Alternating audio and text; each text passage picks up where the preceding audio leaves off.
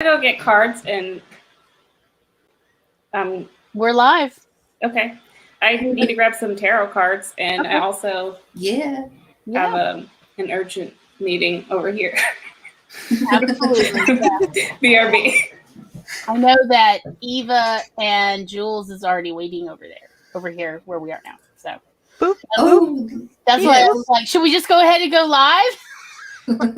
It's a slumber party and nothing's playing. What? The name of the stream.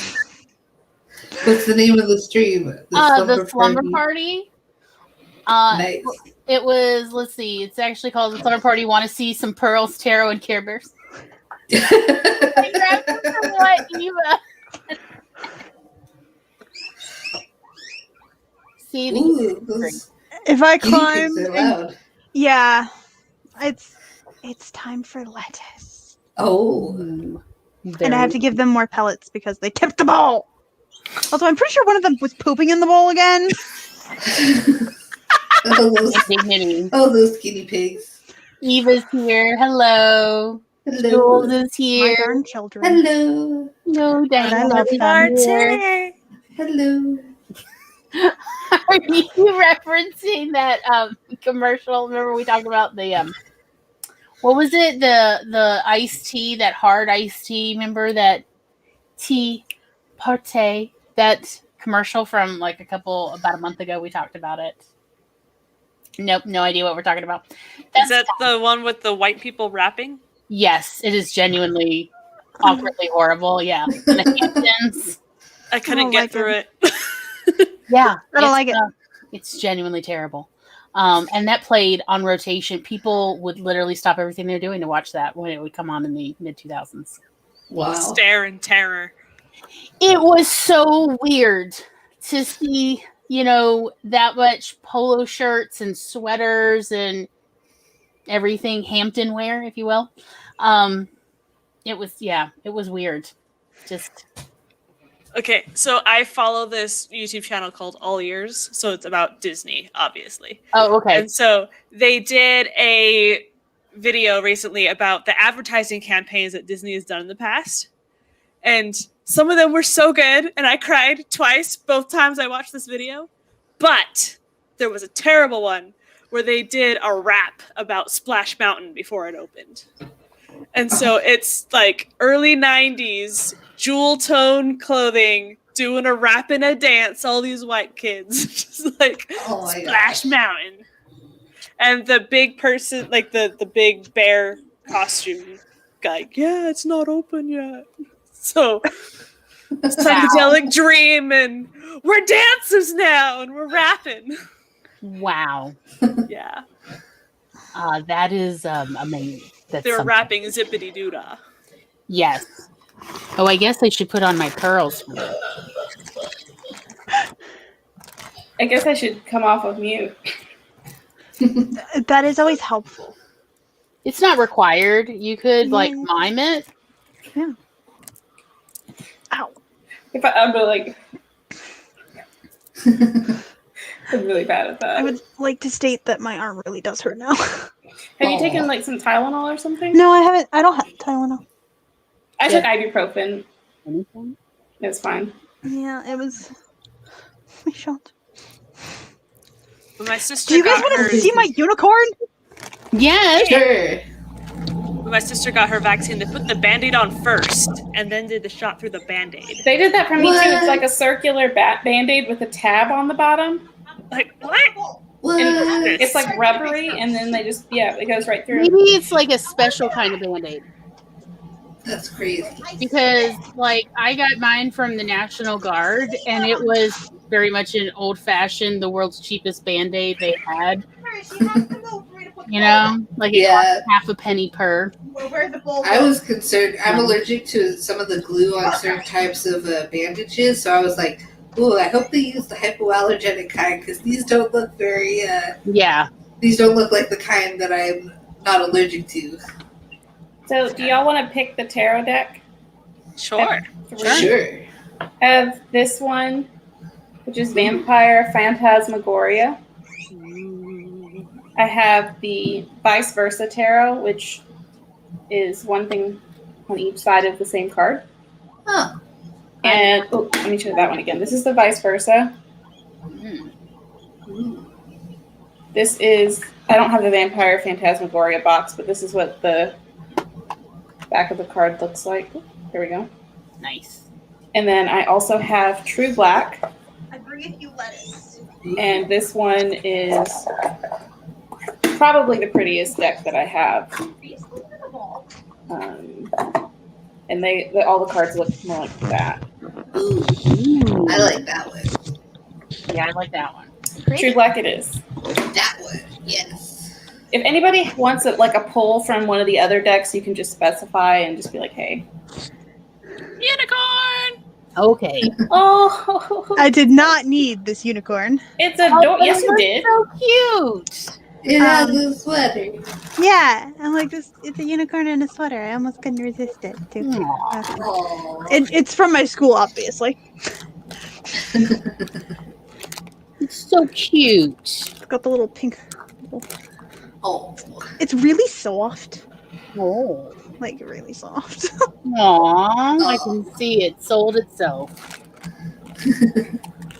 All right, let's see. Eva has put a whole story in for us. Okay.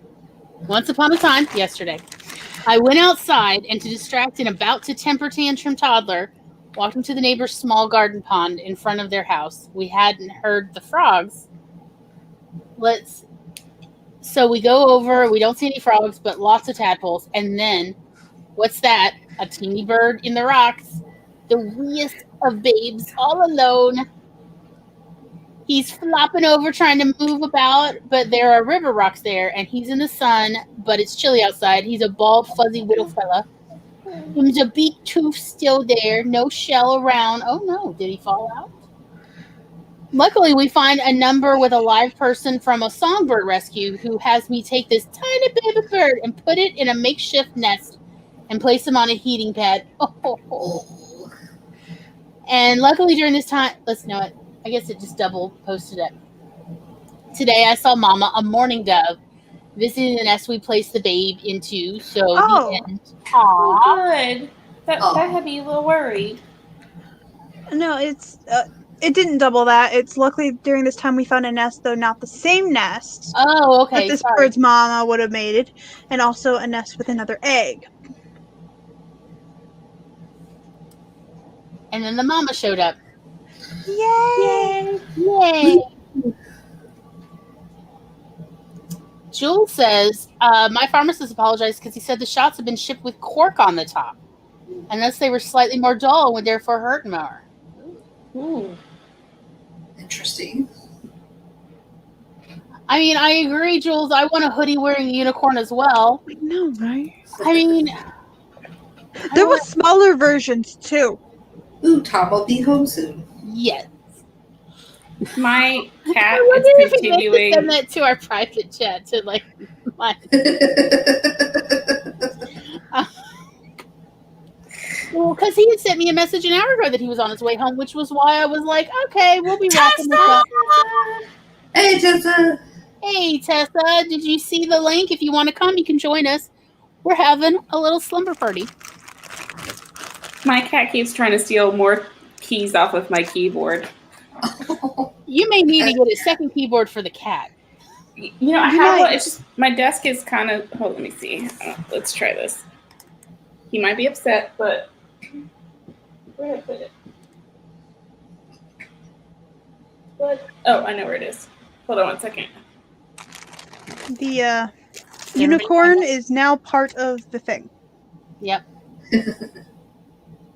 I like it. It's a good look for you. Thanks.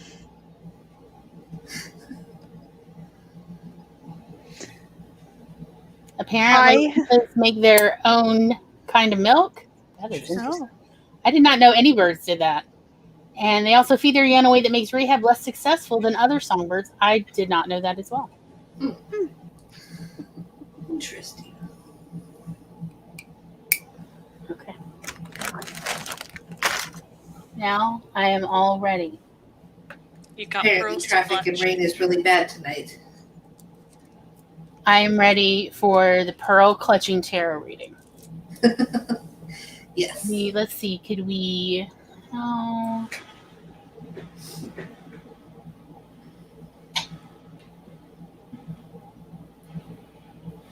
There you go. I'll figure things out. Good job. Quick question: We have is your questions. icon in the corner a unicorn horn? Yes, Tom made it. I'll take it down. No, you can leave it there. I was like, can do you still see want the it covering unicorn. your face? You can still see the unicorn. Yeah. It's like perfect. Yeah, Tom made. All right. Well, if you want it, I'll leave it up. Y'all got questions? Y'all need something for your story? I've never Life done questions? tarot. I don't know what I'm doing. You can ask me anything. I will try my best not to put your business out there. It just be like that sometimes. Or you could put your question, like, you could private chat it to Chandra, like, on Instagram or something. Yeah, you can do that too. I'll pull up my Instagram.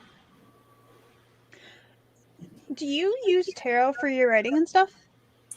I don't. I know some people do. I don't know. Want to. Yeah. Like, I want to do. I think it'd be fun to do an outline for a book, but use the tarot cards to come up with the outline. It could be done initially, and then, and then use the cards again in the chapters. Maybe. I haven't fully decided yet. Ooh, I see we've got a question in the chat. And Tessa says she's in the rehab hospital still. Oh, sending good vibes, Tessa. Yes. Hopefully we can entertain. The unicorn said good vibes. Yes, unicorn sends vibes. Good vibes. Eva says, I heard some family news today. I'm not sure if I should react or retreat. What do your cards say? Ooh. Whoa. And Tom lets us know it's called crop milk. Interesting. Morning Dove special milk. Why does it move us in this form when you put a comment out, but not in the other form? That's so strange. Form? Like when So, we're like- on the other side. Yeah. Oh. Yeah, when we're sharing a screen, it doesn't do that. Yeah. It doesn't shift us all up or like. Yeah. That may be a setting on mine. No. I mean, Okay. because never mind. No, I mean, like, I don't know jack about. Well, because when Charlie was like sharing comments and stuff, it didn't shift us once there was more than 3 of us. When like the timer was up. Mm-hmm. Okay, but when it's a person there, it moves us. I have a setting under general settings, shift videos up for comments/banners, and I have it clicked. Oh, maybe. So, I mean, I don't know. Oh, while I'm here, though, I might as well click this other one. So I'll quit forgetting to add share screen. Anyway, I'm just like, while I'm here, let me click that. Oh, and Jules says, I do. You can use the cards to inspire characters, like the wand characters are fiery. Perhaps hot tempers, impulsive, quick to act, passionate, etc. Look what I got, Jules. I got that tarot book that you were reading. The tarot for writers. Ooh. I want to try that. Sounds really interesting. It took me forever to actually get this book. I tried to buy it 3 times before it worked. Wow. Yeah. It didn't like me. So, Eva, to your question, this is the first card that came up. I don't know if you can see that. In this deck, this is the. I'm sorry, I'm having a hard time with the camera angle. There we go. This is the 6 of Wands. In this deck, it is pride, glory, success, respect, depending on which aspect of it you take. The next card is the 3 of Cups. We have the, I'm not sure what this one is. It's Wands. The 9 of Wands. Oh, so pretty. And the 10 of Cups. That deck is stunning. Mm-hmm. Isn't that such a beautiful deck? I'm obsessed with this deck. It's so pretty. So what I'm getting out of that is you have choices in this situation, and it's really important that you know what you want out of the situation before you make a decision, because there are two different sides of the outcome. And with this, well, first of all, you might be dealing with a Leo character, so think about how a Leo would respond to this, where their energy is. The other thing is if you are approaching it with like pride or strength.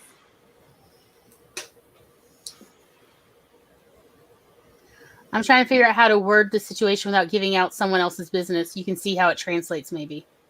I find that, most of the time when I read, though, I don't necessarily have to know what I'm talking about. In fact, half the time I don't, and people will just be like, I have to go.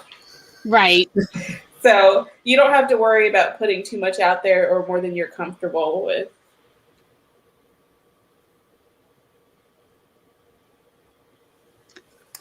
So a member of my family has renounced their identity to support a situation that won't accept their identity.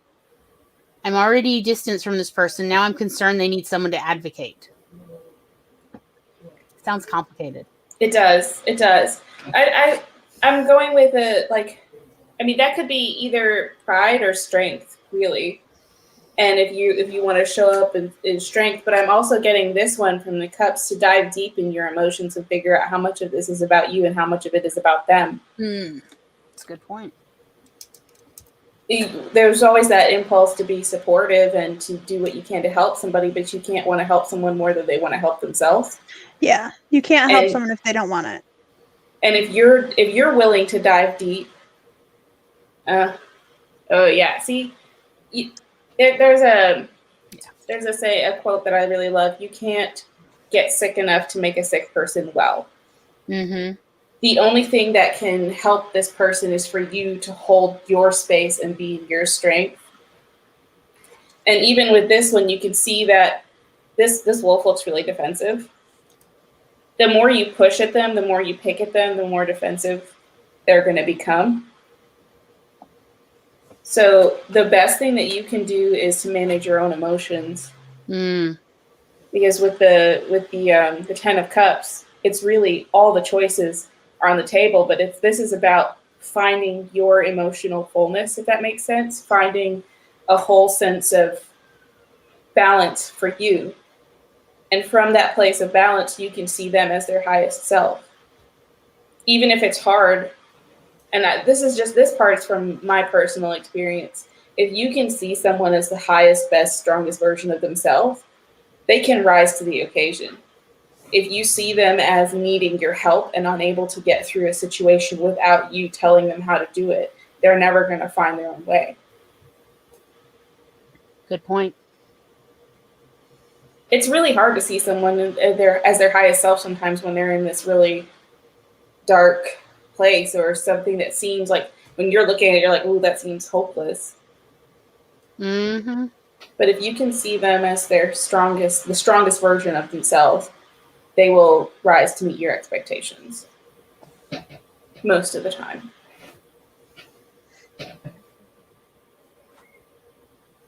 She says, they sent me a holiday card only once after I severed contact, so that makes sense too. I'm not the one to help them. I just don't know if anyone sees them as a person to help them. I don't know if they are able to be helped.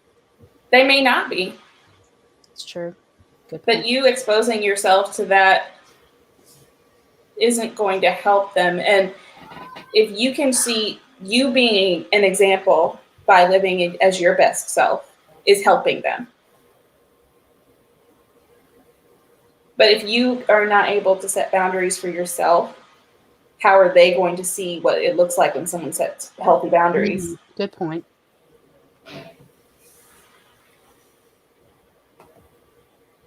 And you are helping by doing what's best for you as well. So don't feel like you have to be exposing yourself to a negative environment in order to be helpful.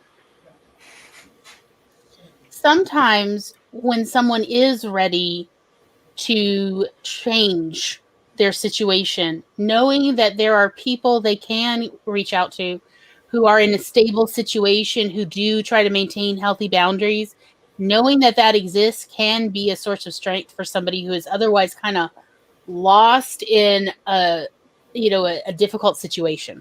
Mm-hmm. Yes. But, again, they have to want to reach out. I mean, she says they are both a danger and in danger. If my distance vibes are accurate, thank you for the reading. It resonated. We'll be sending that situation all the good vibes, Eva. Yeah. That's hard. Faults are hard. It is hard.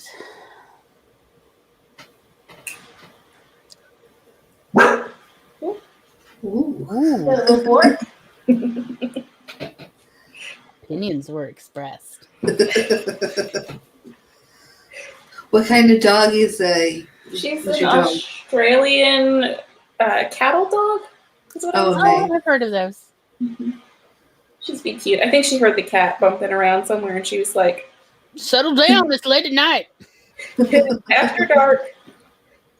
On lighter news, baby bird. Yay! Yay! Yeah. Yay.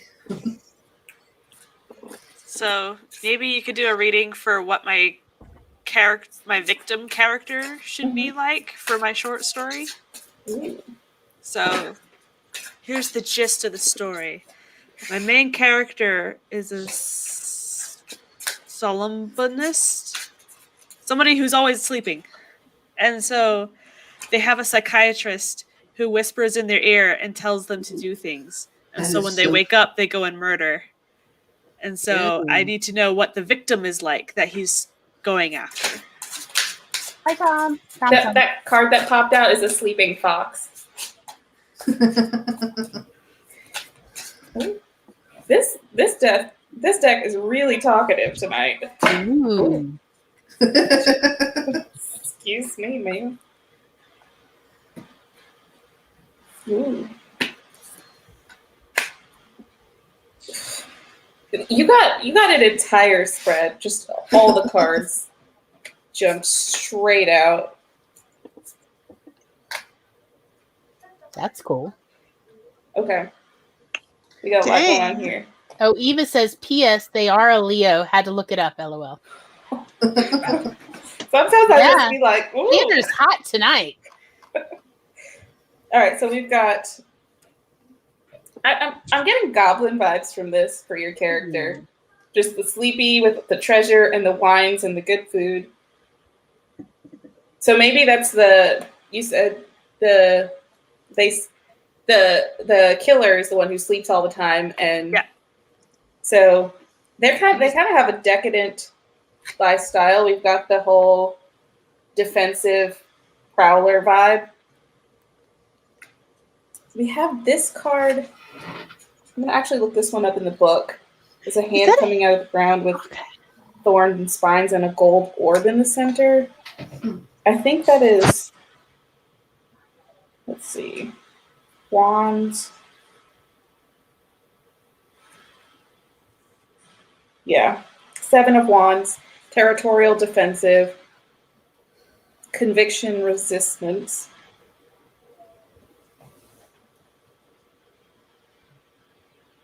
She's gonna put up a fight when my killer goes after her. No playfulness here. We then have this. I think that is. Yeah, it's the swords.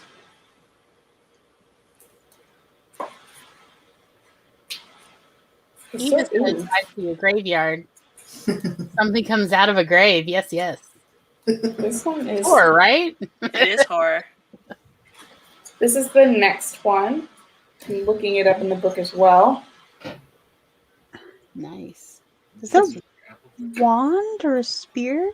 That's where I thought it was a wand, but it's not showing up as a wand. So this deck is really interesting because the emblems that are used are not always clear. So it's one of those decks. Oh, it is a wand. It's the 8 of Wands. message and action, speed, excitement.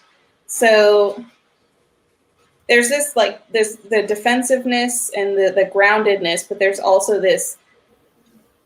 I'm feeling like this is the excitement of the killer, like being like, oh, this is fun. We have the queen, so we've got some queen vibes.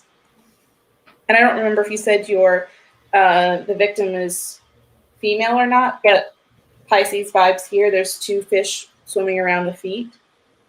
And she's actually got fish up here around her head, and she's got them, like she's levitating them in her hands. Like this? So not necessarily, it doesn't have to be Pisces, but definitely queen water vibes. We also have the devil. So that's Earth, that's Capricorn. Ooh. And silence. There's something about silence. And falling, I don't know if you can see it, but there you go. Can you see that in the light? Oh, yeah. That's shiny. That's cool. Yeah. So it's like fallen gems. So maybe she's not the only victim. Mm-hmm.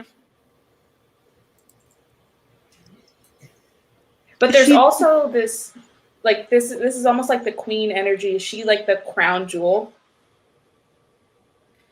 For him, yes. Because it almost looks like I'm getting like Magnus Opum, like great work here. And then all the other ones are the little jewels falling around her. Oh, sorry. Military life. And she's in the middle, but she's also like being like quiet, like there's some sort of secret around this. She's got a lot of hands. So I don't know, is she busy or is she like very connected to earthly realms? I don't know if she's like a ghost, like a spirit. No, she's a human. But in my mind, so the murderer, in his sleep, he sees the past, present, and future. And it's like a hellscape. He can see the dark side of everybody, except for her, he doesn't see a dark side.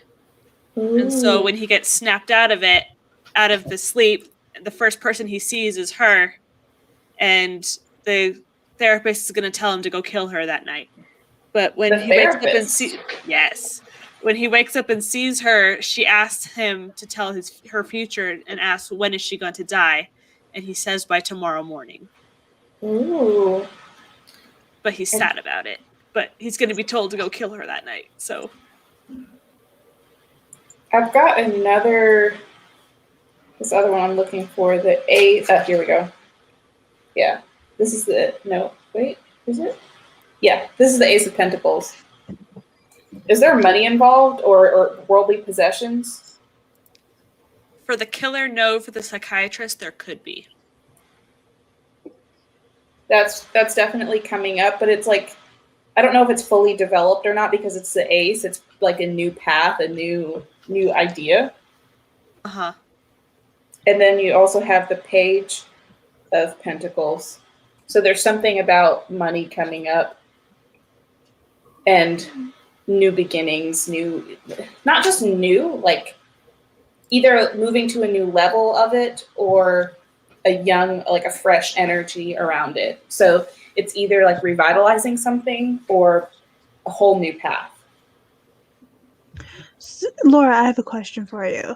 Yeah. Is like the therapist using the killer as a weapon to kill people? Yes. So really, okay, thank you. It's basically the Cabinet of Dr. Caligari, if you've ever seen that movie. I'm not familiar. No. He really likes it when I read tarot, by the way. He's like, let me get in these vibes. I'm using the eyelash from the icon, and I have a mustache now. There you go. Laura, do you have any clarifying questions that you wanted to ask about any of these cards? So the whole idea of Bye, Tessa. Message and action, seed, excitement. Is she excited that she's going to die? That she received that message that she's going to die by the morning? Or is she excited to try and thwart it? Let's find out.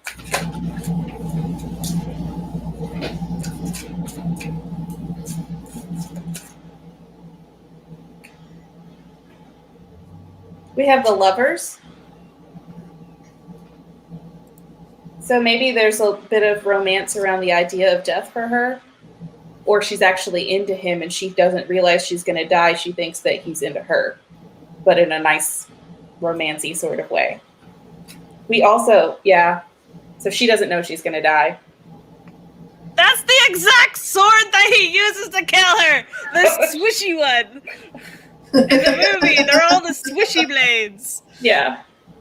She has no idea, and she thinks that he's, like, into her. But really, and they are, like, I don't know if you can see, that's the red cord of fate that binds lovers.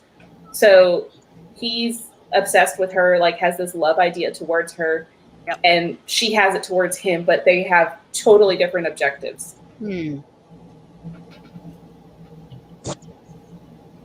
I like Kat's mustache a lot. Her adorable mustache.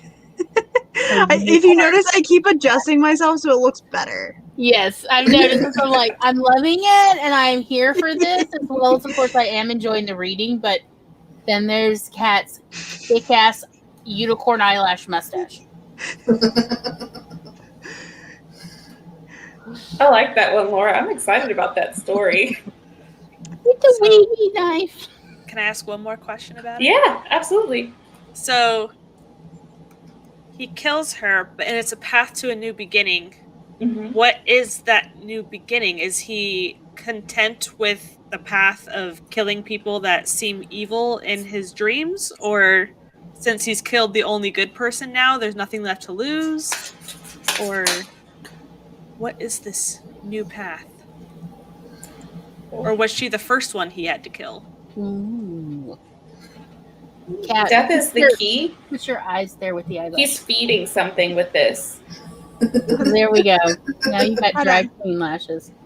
Hold on. We also have the Hierophant, I can't which see. is This is the toughest slumber party.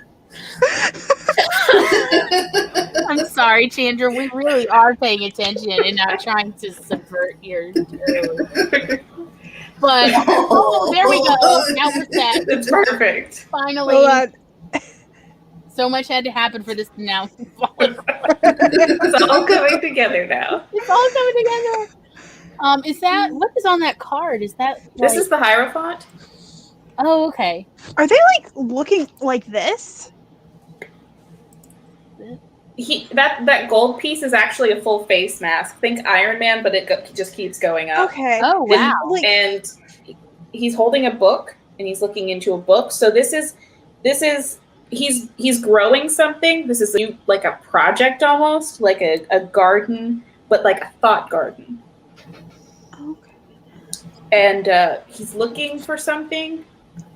We also have strength. So he doesn't necessarily want to kill people, but it's also like the tree of knowledge of good and evil. There's like the serpent. Ooh. Maybe he's a Scorpio and he's alone. Like he doesn't find anybody. There's the hermit energy. Mm-hmm. This is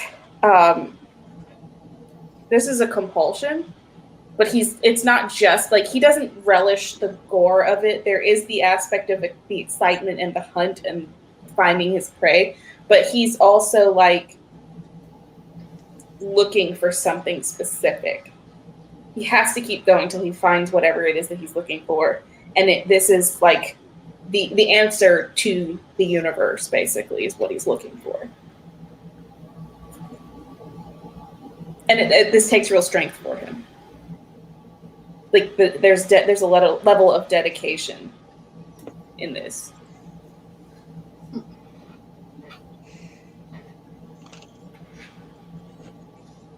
Amazing. Let's see. So, can I do one? Yeah. Okay.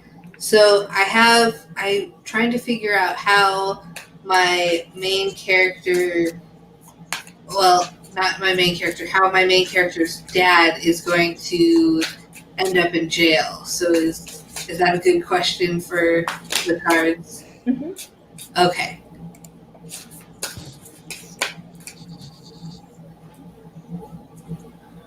The first card is the Chariot, which is Cancer. Cancer energy?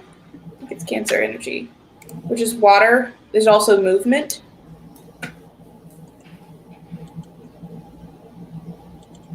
Temperance, which is, I think it's Taurus. Is it Taurus? I feel like it's Taurus. Oh, I like that card though. It's so pretty. There's also an aspect of balance. Mm-hmm. The Two of Pentacles. There's bees on here as well.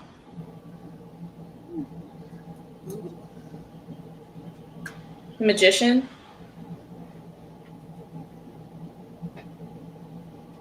And the Page of Cups.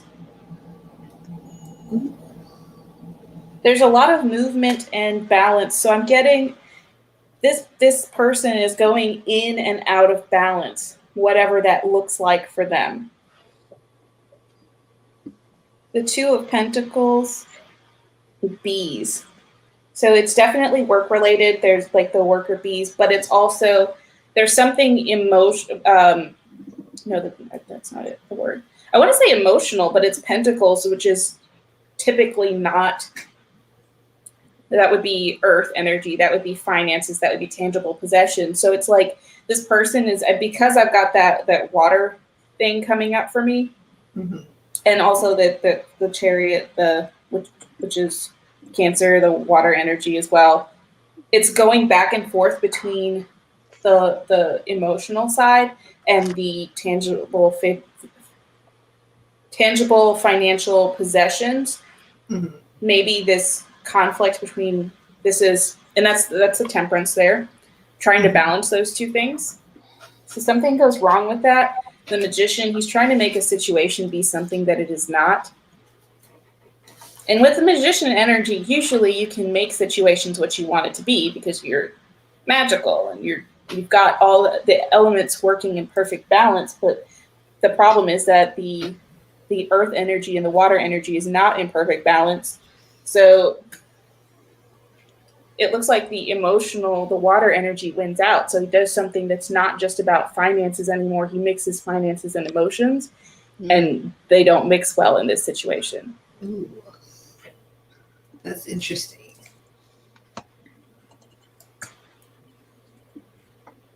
I thought I was doing that. I was thinking, after this tarot reading, what about we do like a 10 or 15-minute break so Megan and Laura can write up? I'm already writing. As well as, to be perfectly honest, Tom made me coffee. Yes. And I had forgotten that, like, I guess about 2 hours ago, I put an apple fritter in the toaster oven at like 200 degrees. So it's so warm. So I was thinking we could do like a little break, bio break even, but also like to like give time to like write it up and like also think of new questions. Yeah. But as well as, just good old fashioned bio break. I am going to disappear. It's like 10:45, so I should go to bed. But I'm probably going to try and stream like all day tomorrow. So if anybody would like to join me, everybody is more than welcome. Cool. Just shoot me a link and I'll see if I can be there if I'm awake. I will be walking a 10K and then being on pins and needles. Dad, send me puppy pictures. I know you picked him up in the airport. Get the puppy. Right. So I will talk to you all later. Also, it depends on how tired I am tomorrow. Yes. Yeah. Yeah. Be prepared. Yeah, because like the first couple of days, I wasn't that tired. I was a little stiff and sore, so it was hard to sleep. But at a certain point, when the stiff and soreness left, it was like, I shall just sleep forever. It's, like I need to catch up on all the rest. Megan, I actually had another card pop out for you that I did not see. It is the Knight of Swords. Ooh, that's a pretty card.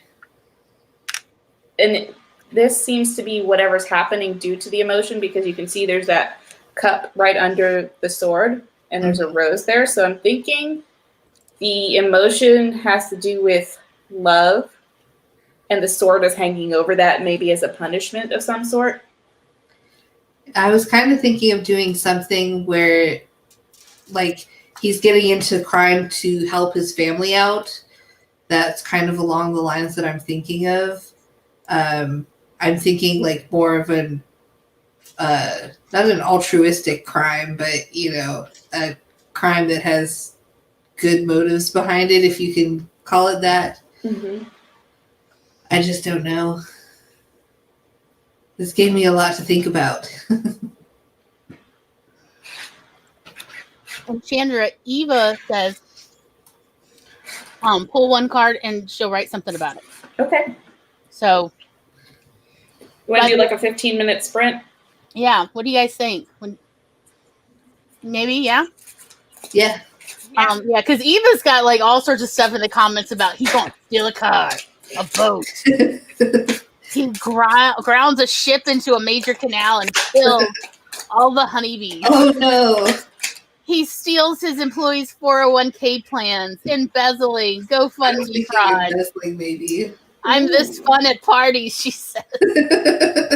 He's at the top of an MLM or one of those Ponzi schemes. Oh my gosh.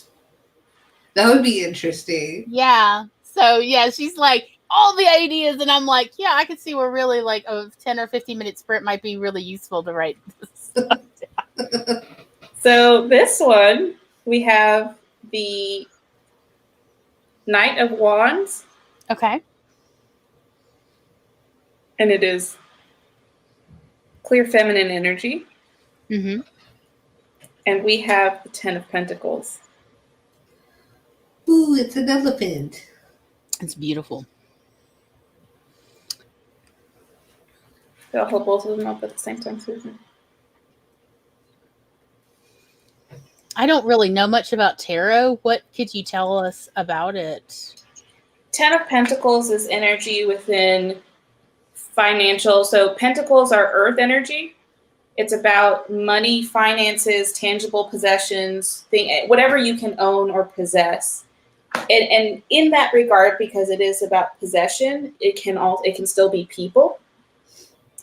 We have the Knight come up. The Knight is a stronger, more mature energy. It's not with all the extra cards just popping out.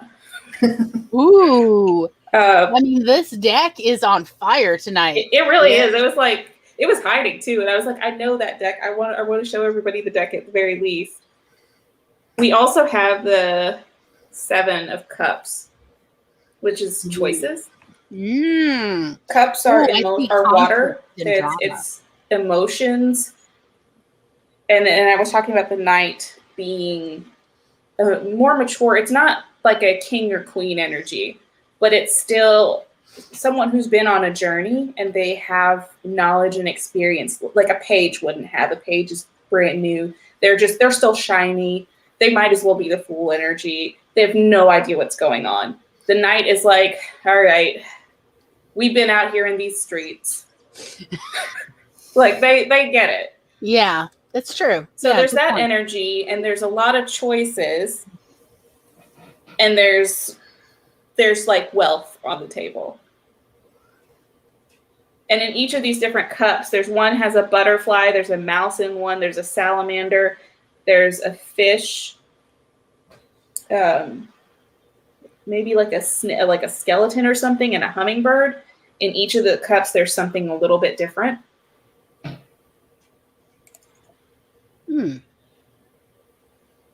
That's interesting. And then there's just smoke in this front one here.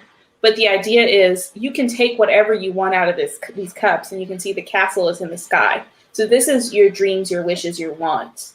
Pick what you want. It seems like the choice has been made for wealth. Interesting. Now, Eva did put in fire batons. It's a circus. And rubs hands together. So. As I said, this deck sounds like it's on fire tonight, which is awesome. It's like raring to go. Like I got things to say. Why you have me shut up for so long? I'm sorry. So That's sorry. right. Yes. That's what we need to do. An after party with tarot readings for characters, for weather, whatever. Something. Whatever people want. Just whatever the deck wants, we'll do it. Honestly, I'm like, ooh, Tom made me coffee. I'm like, look, we can be here all night. I'm good now. Mm-hmm. Did not realize how much I needed this coffee. That fritter looked good too. Yes. Because like I've got it covered right now to stay warm. It's like not hot. It's like good hot. Sorry, my cat just reached up and was just like, I'm just going to shove stuff off your desk. This is in my way. Don't you understand? All this is for me. I have this little ball that, like, when I'm sitting at my desk a lot, if my back hurts, I'll put it between my backrest and just kind of lean back and just kind of be like chilling. Mm-hmm. He's like, I want it. It's mine now. Thank you. So we can step into that 15-minute sprint and then circle back. Yeah. I might be writing still. No judgment. I was thinking of like, well, so what are you guys thinking of, a 10 or a 15 or a 20? What's here? 15 works. Yeah. All right. Let me go to my 15-minute timers. Because I was just looking over at Laura's stuff. Oh, you have them in a playlist. That's smart. Oh, yeah. Yeah. You bet. Like, do you see, like, it goes on and on and on? So 15, what do we got? 15-minute enchanted timer. What's that? You want to go with that? This has a crown. I like it. You know, maybe because I pressed the wrong button. I'm sorry, y'all. I'm like, how do buttons work? I don't know. Thereby ruining my whole joke about, you should see me in a crown. Nice. You want to drop it? Okay. So, how about we have 15 minutes somewhere between bio and writing, and, maybe we'll have an apple fritter break, whatever it works. There it is. There it is. It's totally personal here. And we'll come back and we'll share what we've done. I definitely want to hear anybody's story stuff. Like, ooh, yes, very much. Or, in fact, whatever the tarot deck has said to you, Chandra, I would love to hear too. So, we'll come back in 3, 2, 1. Sprint!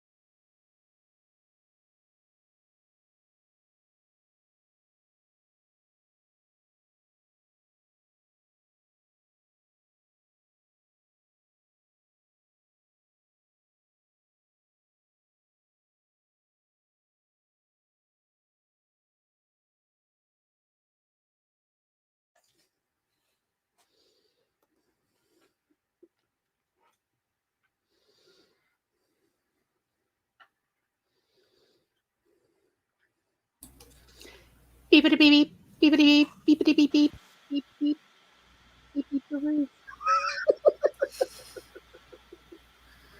Ooh, that's a pretty timer. Yeah. It's really pretty. I have this weird obsession with snow. Same. Oh, I love to listen to just like ambient sound. Yes. Or people like footsteps in the snow. I found a great ambient video that's like 5 hours long with just a few pieces of music from, I think, the first C.S. Lewis movie. You know, the recent 2000s, The Lion, the Witch, and the Wardrobe. And it has various not live, but we're filmed scenes of snowing. I don't know, in the Ukraine, the Baltics, who knows. And I'm just like, yeah, when I was sick about a year and a half ago, I would just like let that go for 5 hours and just sleep to it as it would softly play. It was fantastic. Love it. So while we were away, first of all, I took the doggo out and set up my coffee pot for tomorrow. His priorities. I also pulled a card for myself, and I got the 8 of Cups. Mm-hmm. And this card is about isolation in a sense, but within the sense of being young on a new journey, because this is a baby octopus. Not octopus. Was it an octopus? Jellyfish. There we go. That's the one. Yeah. And it's about like starting off from this place of you've been doing a thing or thinking a pattern or have a thought, and now it's time to change that and move on. In this part of your journey, you might have to do alone, and that's okay. So, Sharon is Karen. That's cool. How did everyone else? Anything? No? Good? We're all great? Good. Okay. Do you have any? Read what I've written so far? Yes, please. We would love to. Yes. It's like, I just don't want people to feel pressured because, like, pressure's terrible. Okay, it's 2 pages. Okay. Is that too long? We are at an after party, and I am wearing a ton of costume jewelry and just hopped up on 20 ounces of coffee. We're doing great. Okay. I'm having a lovely time. Okay. This is a horror. So, here we go. Dark shapes move in my mind's eye. I am imprisoned, drowning in my hellish world of dreams. The past, present, and future all mingle in swirls of color, sound, and smell. People I have never met live out their lives, the worst of themselves made bare to my eyes, shrouded in the gauze of sleep. Darkness cannot hide from me. Every human has a secret side to them. In my world, their bodies are disfigured to reflect their true selves. They conduct and meet grisly ends of blood, bone, and torment. Scenarios endlessly repeat. There is nothing I can do to stop them, change their trajectories, condemned to an endless observer. I can feel my eyes move under my heavy lids, the pressure sealing my tears inside eternally. The figures of my nightmarescape change into a new cast of characters.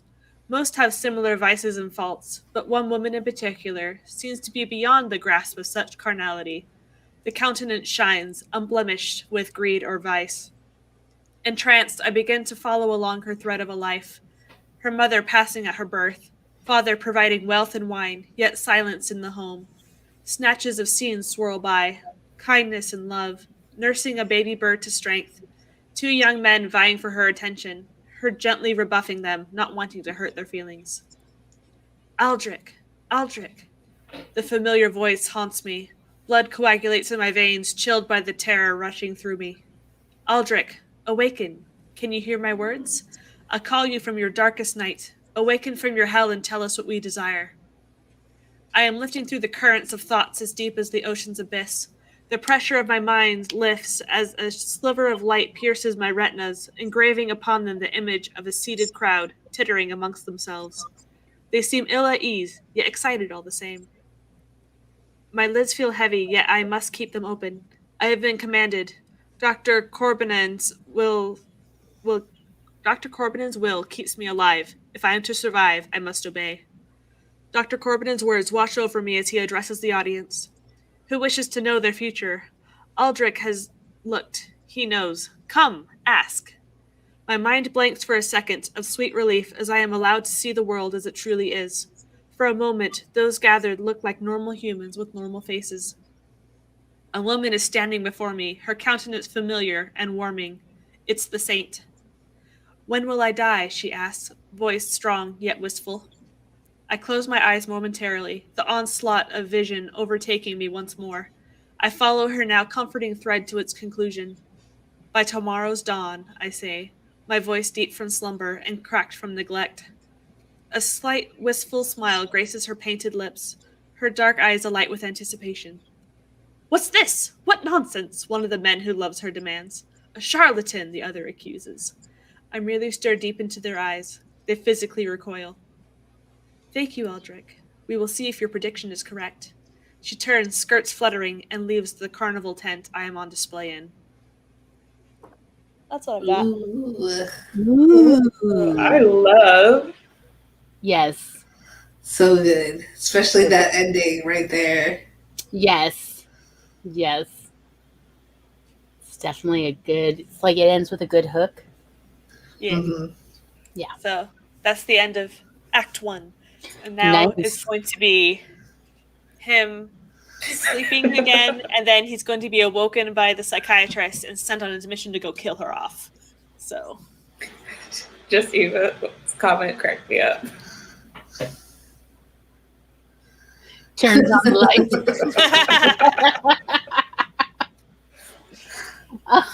Eva did send me part of what she wrote, and she said I could share it. Yes, do so, do so. Okay. When the light shines on the stage, we can finally see the show. In the shadow, before the curtain comes up, we just didn't know. That there in the center, with his armor and his brawn, is the son with no father, the family with no home. A child going hungry, sat upon a throne. We gasp when those lights go down. We fear what we now see. The circus show is going, and we're glued to our seats. Watch as the acrobats do walk, straight lines, or consequence. Hear the tigers as they growl and prowl along that iron fence. Gawk at the figures swaying, clad for your eyes to see. Cry at the night they're waiting for the world to finally see.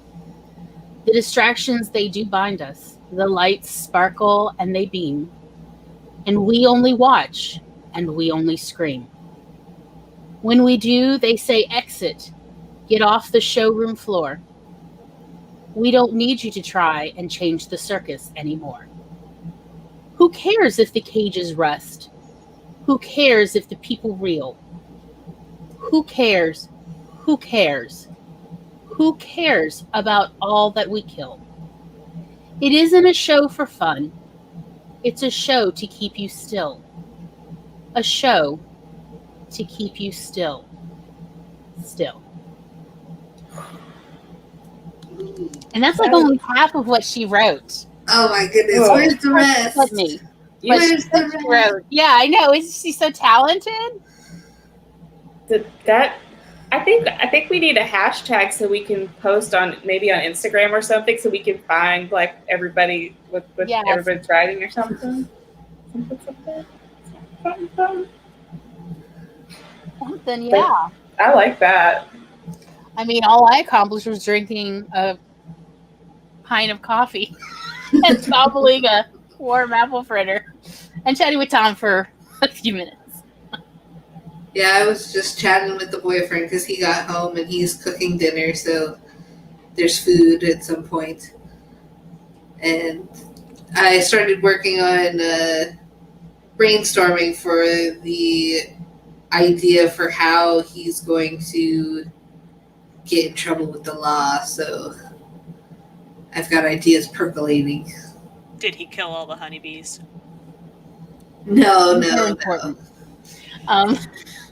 Eva was talking about how the poem had some bumps in it, but that's a zero draft. You literally just wrote it from nothing. Yeah. Literally 10 minutes ago. Yeah. I think it's flippin' amazing. Yeah. Let's not discount that it's not a finished product. Yeah, it was born 10 minutes ago. Like, yeah, the baby is new. Megan, for you and with the story and from what you've told me about it, I've got a movie that if you have time to watch it, if you can find it, I recommend, called Lucky Number 11. I love that one. At least I think I love it. I loved it 10 years ago when I I rewatched it. It's Josh Hartnett and Lucy Liu. Yeah. Oh my gosh, he plays God in Bruce Almighty. Morgan Freeman, and it's a fun because isn't it kind of a heisty type movie?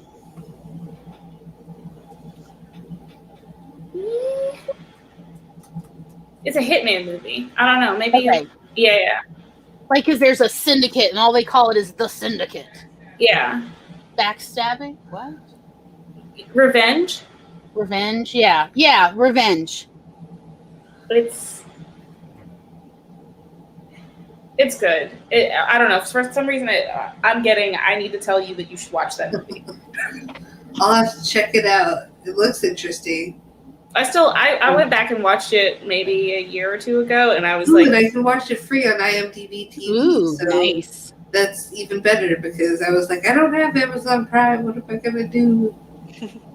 Yeah, I do be loving that movie though. By the way, I saw your questions. Well, first about the carnival theme.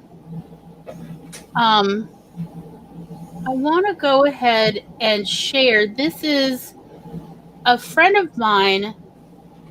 I'm trying to remember how to spell in real time. It's always hard.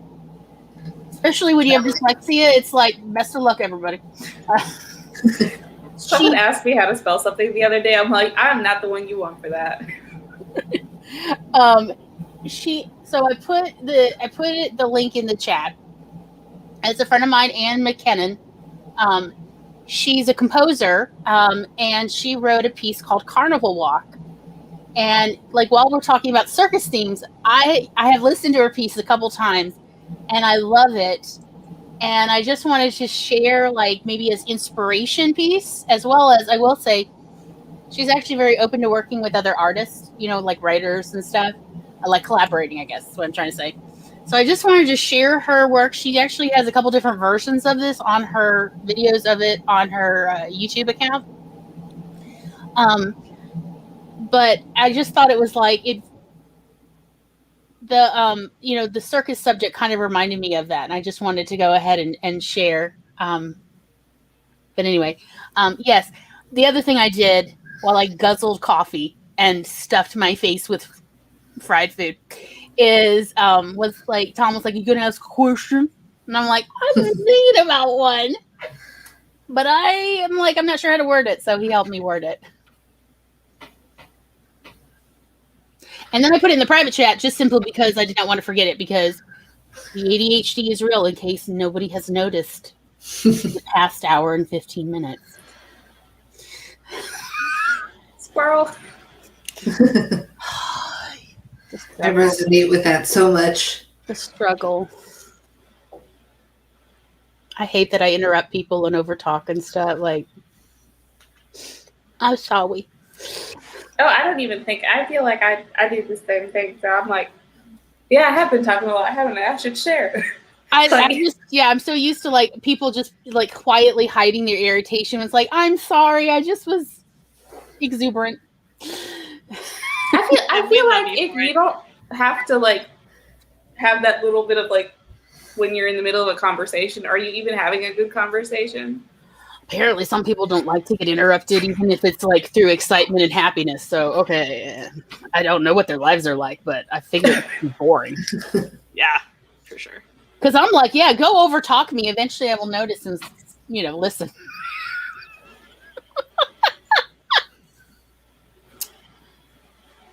So anyhow, yes, Chandra. All right. Question number 1. Do you want me to read the question or just skip the question? Oh, you can read the question. As I said, I only typed it because I will forget. Okay, valid. What direction should I go in to improve my finances this year? I got 8 of Pentacles. Ooh. That's My kind of grandfather's hammer. You shall be avenged. I got the 5 of Pentacles.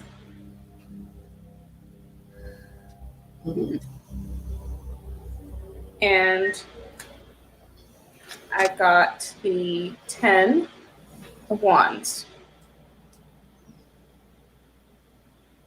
Huh. Or what are that thing at the bottom? I mean, like, honestly, to me, it looks like a crab claw. Seriously, I was like, is that a crab claw? I think they're Goliath beetles.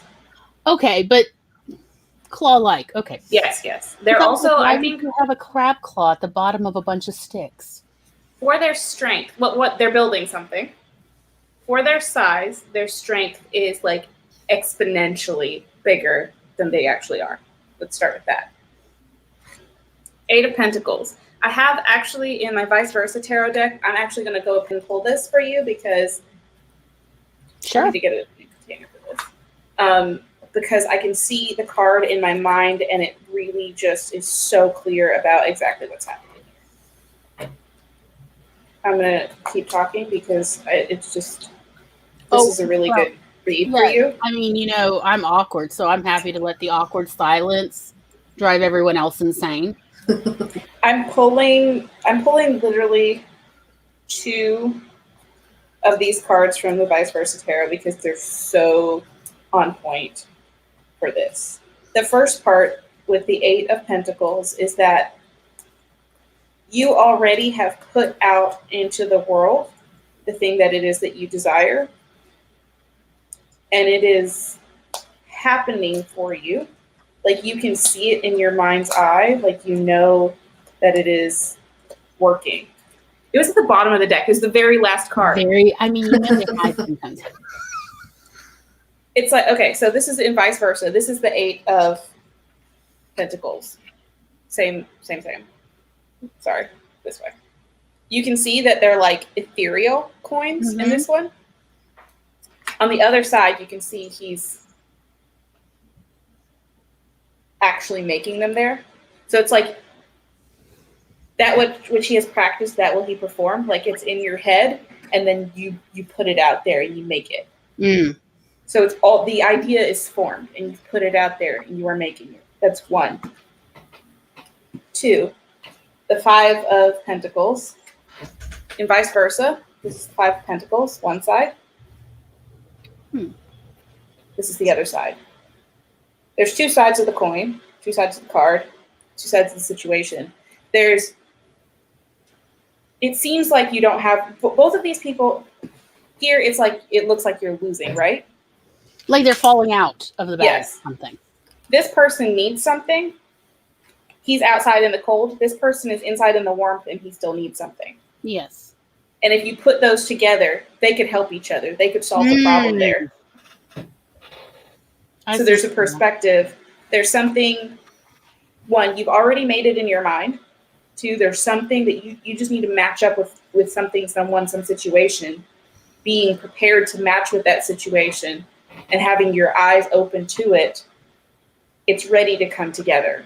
With this one, with the 10 of Wands, that's passion. Wands is fire energy. Fire energy is passion. Something you're passionate about, something you've been working on, something you're building. You put in the work, you're building. You can do way more than you think you can. And it's all coming together to bring it into the real world. Well, that's way more positive, than frankly some of the other tarot reads I've had in my life. Although, if I'm brutally honest, all those other tarot reads were frankly about love. So it is mood. I have definitely been just doing so I used to have another channel. I still have it up. I never took any of it down. I did readings on that channel. And I got to the point where I was doing a reading and I was like, excuse me, I have to go call my friend. I'm telling all her business. I mean, like, the thing is like the two things that I've really been working on is the publishing company, Unicorn Council Publishing. And through that is what I'm going to publish my book of poetry, as well as, doing the channel, which is really more in hope of growing a community, period. Like, I don't think any of us can accomplish anything, whether it's ephemeral or concrete, without a community. Yeah. And that's the piece of, like, you've got the two sides of the coin. You just need to put it all together. Yeah, it's figuring it out, because, like, I do have to admit, like, the thing that I have much to learn about is marketing and promotion. Mm-hmm. It's a very different world than it was when the last I was really doing marketing and promotion about 15 years ago. It's just a different world. The internet was young and fresh back then. Yeah.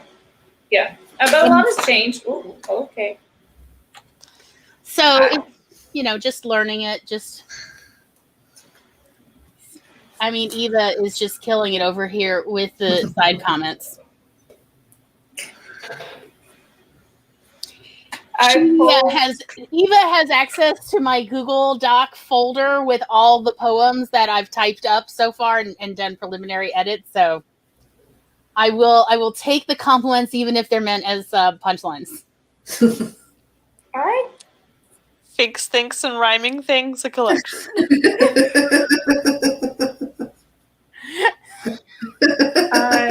That's a great one. Yeah. Okay, please do that. Yeah, there's only a few poems that rhyme, but Tom rhymes a lot more. Tom writes plenty of poems because he thinks of his poems while he drives, while he does food delivery. And then at the end of the day, whatever he still remembers, that's like really resonates, that's what he actually types up. So that's so cool. I look, as a sibling, it may pain me to say it, but Tom is very talented. I would dare to argue more talented at writing and storytelling than me.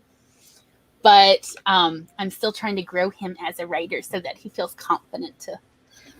So, yeah, one of my little sub-projects, and I know he's listening in the other room on the live stream, but is to get him to publish his works, because I really think his poems are quite talented. They're very good. Much better than mine. Love it. Love it. So your other cards, I was trying to shuffle the deck to get ready for your other reading, and the cards were like, no, we're ready now. We're ready. Okay. How do I get Sadie and Clem to stop chatting and go on an adventure? Yes, these are two characters. First of all, this is the story I started writing right as soon as I got out of the hospital, because I was so mad in the hospital with how things were going that Sadie and Clem started there. Okay. What does 333 mean to you? Threes? Nothing much. Look up the 333 angel number. Look that up for you. That's your homework. Okay. First of all, Queen. Okay. I'm guessing this is Sadie? Well, Sadie is a female bounty hunter who dresses as a man in order to do her work. And let's be perfectly honest, is a bit gender ambiguous. That's fair. It's the 1880s. She can define herself how she wants, as far as I care. But she's the former milkmaid. I love it. So we've got queen energy showing up here. There's also, I think this is really interesting because I don't know, most of y'all have seen peacocks. It's peacocks and peahens. Peahens are actually really drab and boring looking. It's the peacocks, the males, that look all fancy and pretty. Well, she's got the fancy, pretty feathers over her head. So, oh no. So they had a night in her apartment, and it didn't quite come to whatever because Clem had been flirting with her, but he thought she was a male bounty hunter. So he got very surprised when she started undressing after they'd been drinking, and he found things were different. He wasn't turned off. He just was surprised, and then he passed out because he drank too much. We have here an anatomically correct heart that has been pierced by 3 blades.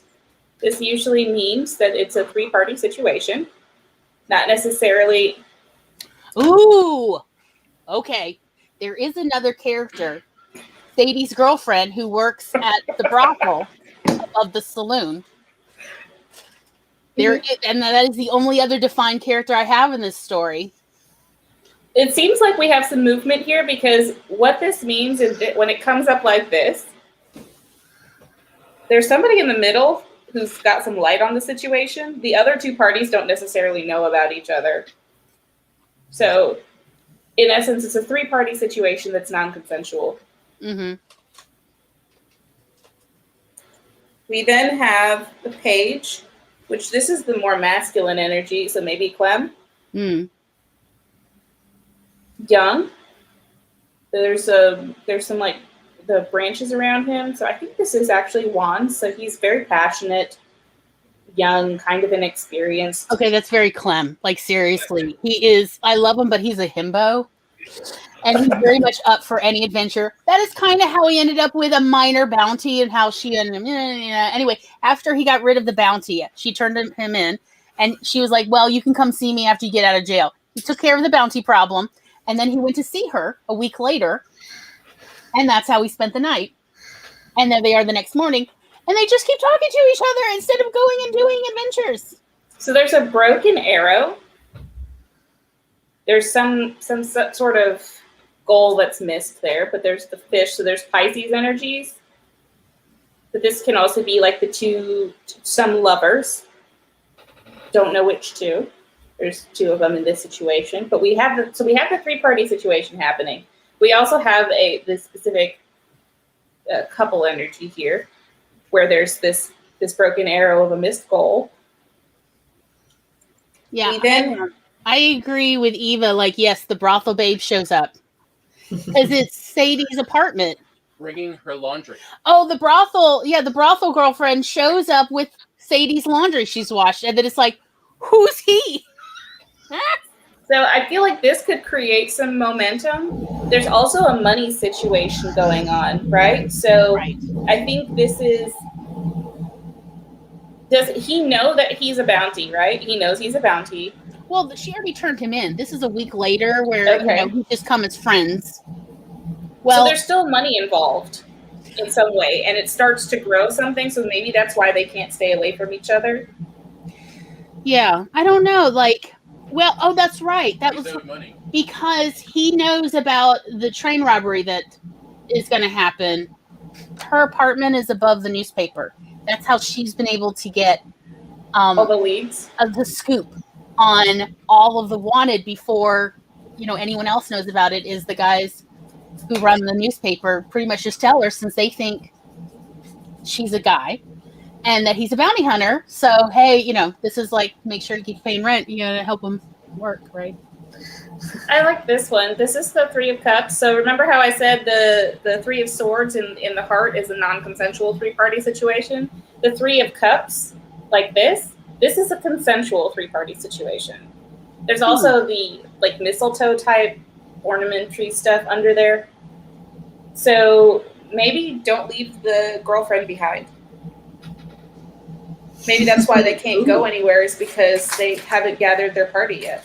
Yeah, I mean, like, sort of that part of the quest building in the hero's journey. Good point. I took the liberty of drawing some more cards. Go ahead. This move. And we've got the Six of Pentacles. Mm-hmm. So there's somebody else who's after them. Maybe there's another larger bounty. What did they do? So now like they've all bonded. They're a throuple-ish. Let's be honest, they're going to be a throuple. These all people are lonely and they love. So maybe I don't know. Maybe other, because these three are like in the up and up, but then there's two pentacles down here that are not so. So maybe not all their money is coming from this good situation. There's also a book and a wand over that. So there's some sort of information, and there's some sort of like transformation coming with that. Oh, I didn't mean to draw that many cards. That happened. Well, here we are. We have the Knight of Pentacles as well. So this is the only other. This is the third party, the girlfriend. Maybe she's apparently a tank. She's got earth energy. I mean, you kind of have to be to do business. I think, especially with drunk people. Valid, very valid. But she's got all armor. So she's strong. She's got a weapon in her hand. Maybe it looks like it could be a weapon. It could also be like a hammer, like a smithing hammer. So she's got that. She's got some extra ability. I don't know what that ability is. She's got her money held down. Obviously, she's got it under her foot into the ground. She ain't worried about it. And she's really smart. Like she's got the book thing happening. And look at the money is just hanging around her antlers. So maybe there's a bounty on her for something. Maybe she's not who she appeared to be initially. And then we've got the 7 of Cups coming up again. So there's that choose your own adventure kind of thing. Like, what do you want? What are they all after? What do the 3 of them have in common that they want that would get them to go somewhere together?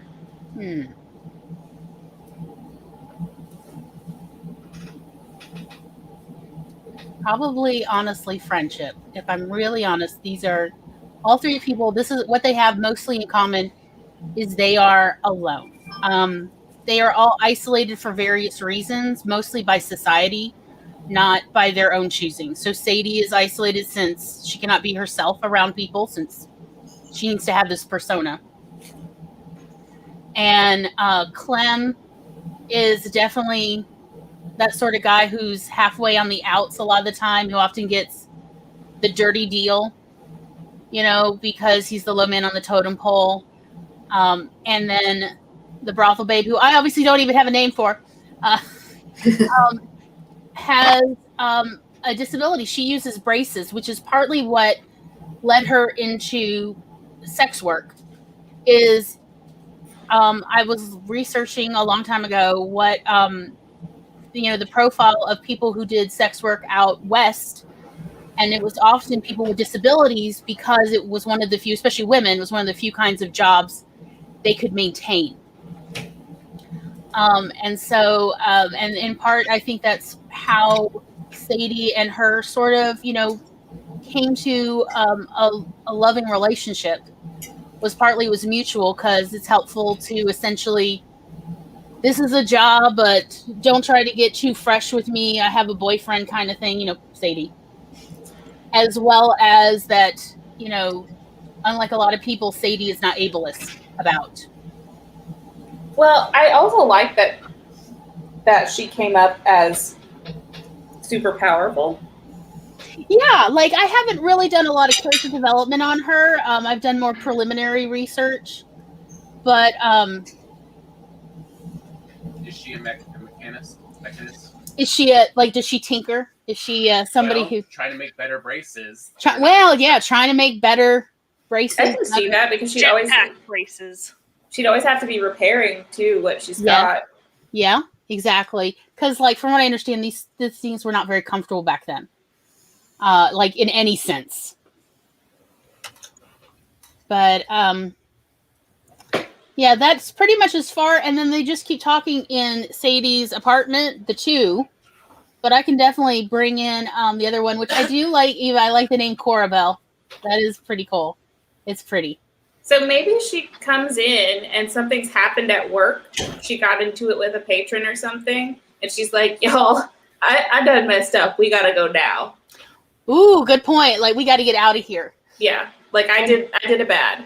And Clem could then say, well, we could go to my cabin, because he's got a little shack way out, which is where Sadie picked him up in the first place.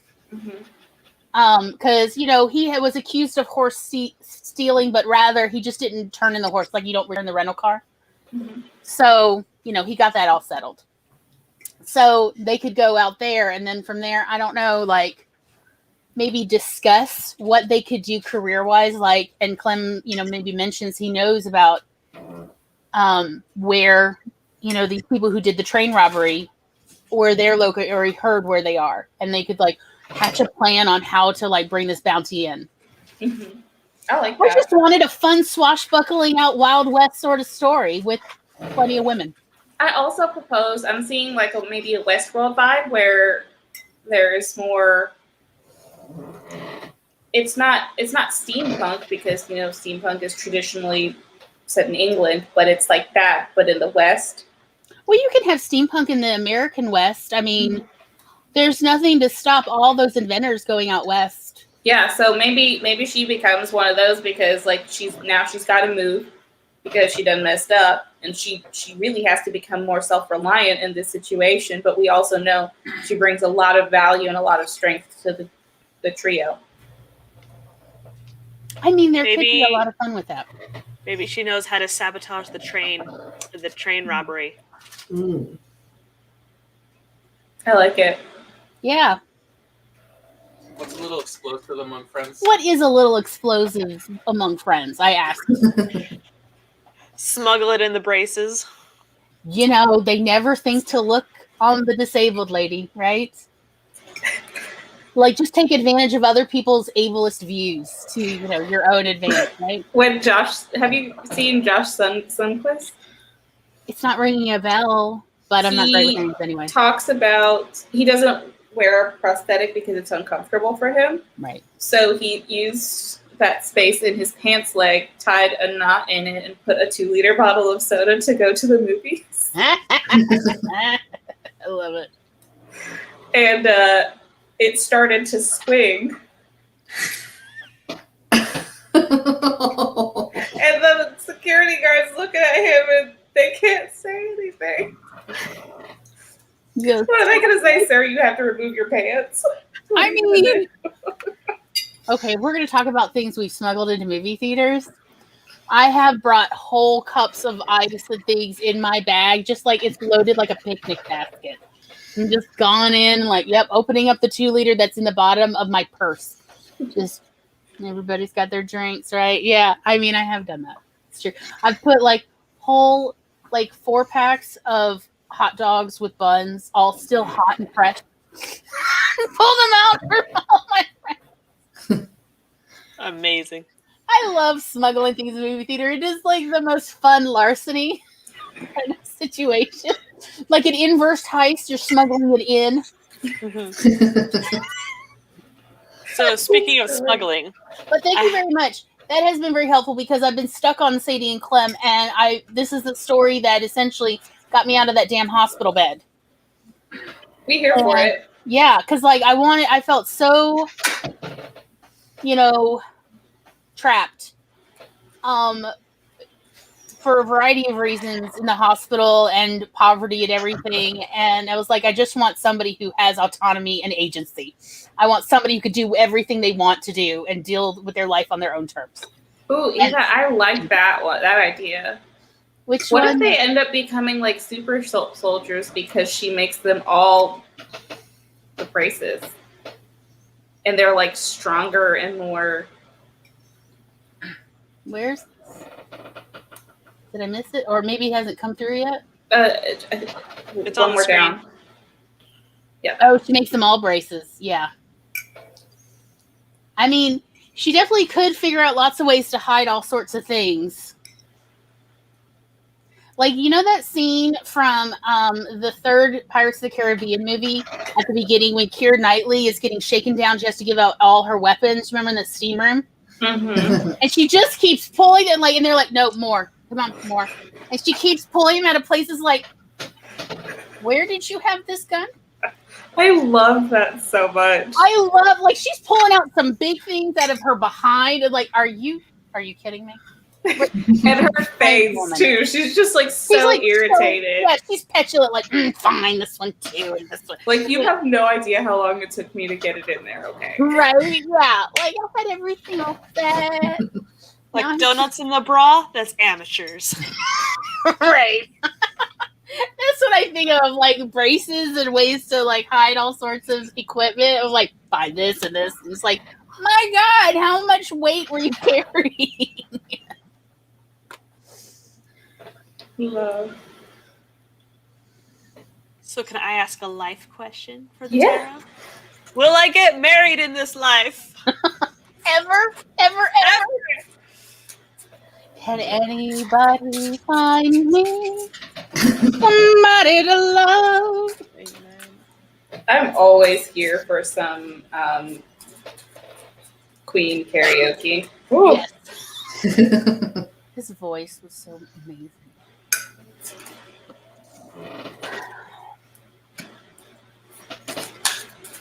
All right, don't have to be sassy.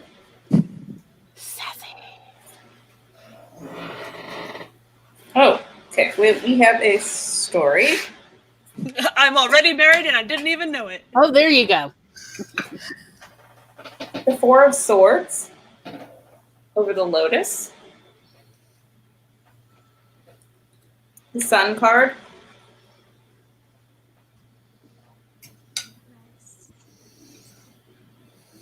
We have the Eight of...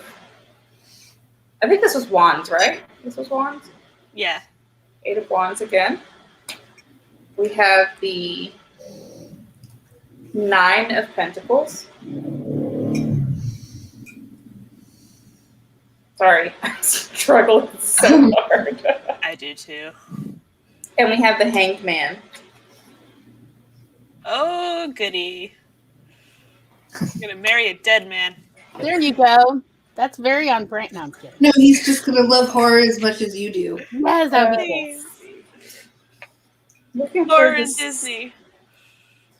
sword. Eva wants to know, Laura, if she could be an usher at your wedding since she was here when we set the date. I have to find somebody. We don't have a spouse for Laura yet, but we've got the date. No, I'm kidding. Resting, rejuvenating, preparing, and healing. That's what we're starting off with. The Sun is inner child. Hi. Sorry, squirrel. Okay. But except with friends. The Sun card is about your inner child. There's inner youth and joy is being, having had been, words are just, I'm going to clarify that one because I have a thing and it's stuck. I'm not sure where you're going, so I'm not sure what to suggest. The Eight of Wands. This card is weird for me. I have mixed feelings about it. I feel like it is being stuck, but you can't see what you're stuck, but you can't see what's trapped you. The Nine of Pentacles. This is about like finances, work, home, possessions, being in a really good place. And there's like, and then you need one more. There's like one more piece that needs to come to fill the like stairs. I think of it like an escalator, and then you get off that escalator and you get onto the next set of escalators and you keep going up again. If that makes sense. Hanged Man. This one always looks scary to people. It's not scary at all. Hanged Man is about a change of perspective. It's not. And even like you can see there's butterflies flying away from here. It's like this is transformation, taking a situation and turning it around, changing your perspective of it, and then it becomes something else entirely. I want to clarify the Sun card because there are a lot of words that were trying to come out at the same time and none of them made any sense whatsoever. And then I'm also going to clarify the Eight of Wands. If the deck decides that it wants to. Okay. Five of Cups. So there's something that happened before as far as an emotional place that's still not how it was before. There's like not the same openness that was there before. And so maybe that could be the block, or that could be that these two cards are the Sun card and the Eight of Wands are working together. It's trying to say there's something that you had a way of a perspective or something like that's what's stuck. And it's like there's a past situation that's coming up there. I look at our Knight of Pentacles came back. Awesome. We just talked about that. Hopefully he's financially stable. And the Five of Pentacles here. So there's the intelligence, but there's something under the surface that's not been revealed yet. It's not maybe as it should be. And then the Queen of Cups. And there's the goldfish floating around her again. And so this is like Pisces energy, so water energy. I don't know what water energy means. It's as it relates to emotion. So between these, the Sun, the Five of Cups, and the Queen of Cups, it's like getting to an emotionally whole place where there was something that you thought when you were younger, childhood energy, there was something that you thought that was injured or wounded or broken in some way, some kind of trust being broken, and you don't see things and people the same way that you did before. So there's a change of, I think what I'm getting is like that's your change of perspective. And when your perspective changes here, like with the butterflies, it's that the larva pupa thing, the evolution there. When that happens, that's like the next piece to take you from the 9 to the 10. Mm.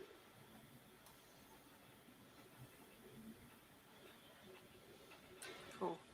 So the answer to your question is do the work. As rude as this deck has decided. I mean, the cards. The audacity. Kitty. Meow. Yes, I'm in Canada. Ruby, you want to lay on my lap, maybe? I'm a Californian living in Canada.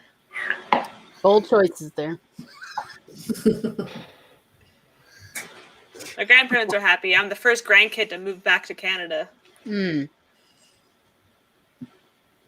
Are they nearby so you can visit them? Oh, that's disappointing. I'm like above New York and they're above Idaho. Oh, so that's quite a distance. Yeah. So they're in BC? Alberta. Oh, that's right. We have talked about that because I only have my Alberta ghost stories.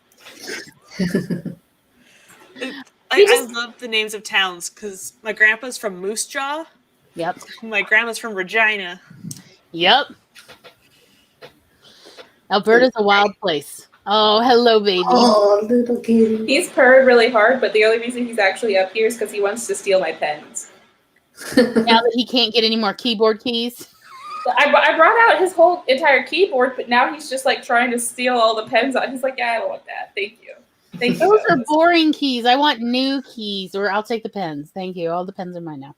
And my rings are up here. They're shiny. I took them off because they like hit the cards when I'm reading. Mm-hmm. And he's like, could I maybe just... You think? Yeah, buddy. Well, Yep. Thank you for the reading. You're welcome. I can do more if anyone else has questions. I wish I had questions. I have to think of some. Yeah. What do I have left? Maggie, do you have any questions? I don't know if Maggie's still over here.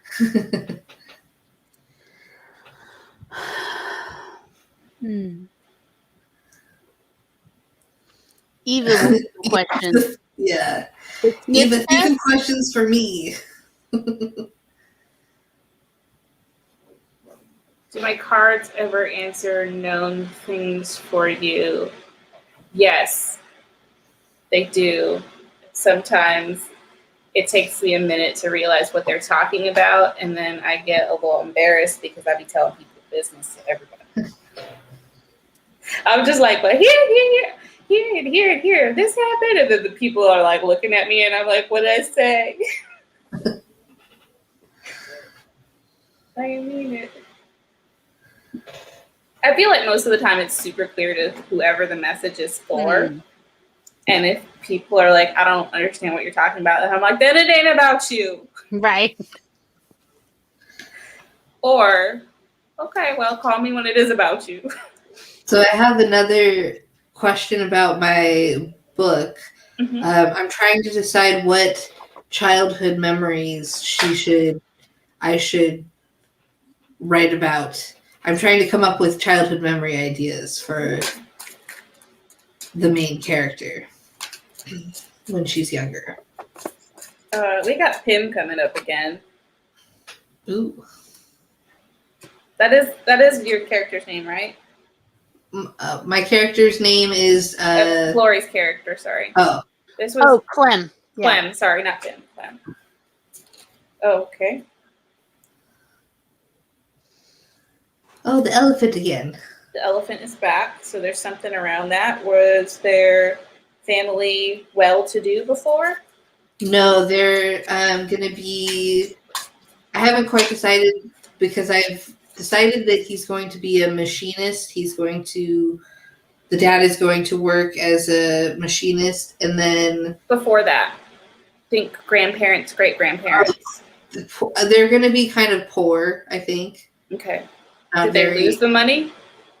I'm not sure. I haven't decided yet. We have the Two of Pentacles. There's a ferret, and he is throwing things off of balance, but we also know ferrets are sneaky and they like to spirit away things. So it seems like somebody was maybe imprudent with money at some point in time. That's possible.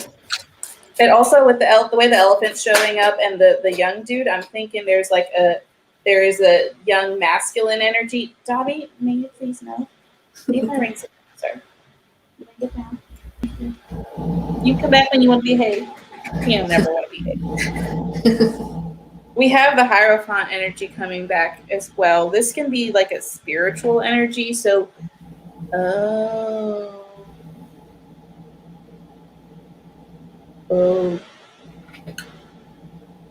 You did say something about a cult, right? Not me. That was Eva. That was Eva. Okay. See, they're all running together. There's some kind of spiritual energy here. Well, speaking of energy, he just sat on the cards. Yes. He's like, why are you so talking when you could be petting me?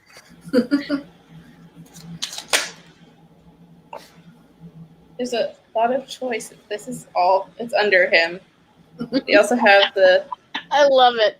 This is how I want tarot cards read, with the cat lazily draped across. He'd be doing this when I get into when I start reading a lot.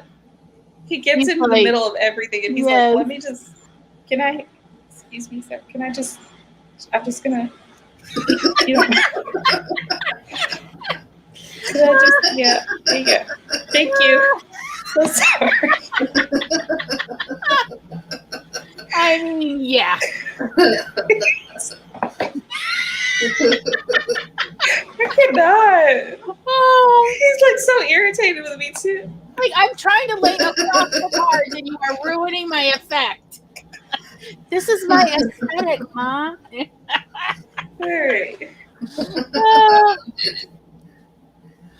So this situation, there's like you're gonna have to read the cards in the shape of a cat butt. That's the layout. There's knowledge and this spiritual energy and the options. Like there's a lot of choice there. Mm-hmm. There's also that sneaky energy of like something like maybe like the ferret energy. It's like they've already got their hand in the wallet or the purse. And then there's this other like that's like a young masculine, maybe there's like a thief or something in there. I'm really confused about this elephant and ferret, like how those fit together. Mm-hmm. And then we have the Ace of Swords with fire. So this is like passion. Fire energy is passionate and fierce, and like it's like Aries. Sagittarius. Sagittarius is very much extreme. Mm-hmm. It's either all the way yes or all the way no, and they have a hard time with middle ground. I'm feeling a hard time with middle ground, especially when we have this here, and it's like there's the money is not balancing. Mm-hmm. So.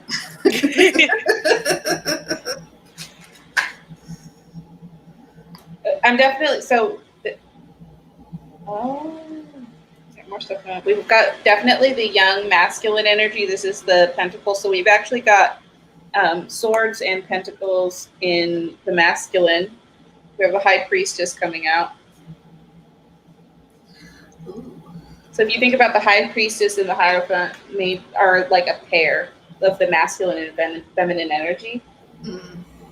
So there's energetic balance on one side, where the same side that we have the passion on. The passion and choices are in the high priestess Hierophant energy. And on the other side, where we have the imbalance and the money is not working out correctly, that's where we have two sets of young masculine energy. We also have this being stuck over here. Mm-hmm. That card came up before. And then we have the Chariot energy coming up again. Chariot being Cancer, so water and fire. Water and fire. So these two energy, however the energy pairs up, it's energetics that do not mix well. Like water's going to put out fire. They don't necessarily always blend together cleanly. Mm-hmm. There's some element of, but they're both very passionate, right? With water, like you think flash floods, there's that impulsiveness, there's that immediacy, while it's also like nourishing and creating opportunity for new stuff. And then on the other side, the fire will cleanse and burn and destroy, but also create opportunity for new life. I don't know how it doesn't seem, with all of the ideas I've come up with so far for childhood memories, it doesn't seem like any really have any like differing sides that I can think of, except for there was I think it was Charlie who came up with this idea of sneaking into the orchard and stealing the apples and stuff from the orchard. That was a childhood memory that they thought would be a good idea. That one seems to be the closest. So the one thing here, this is the thieving energy we talked about. Mm-hmm. So there is that option. There's also there's an elephant and the ferret. So think companionship and friendship as well.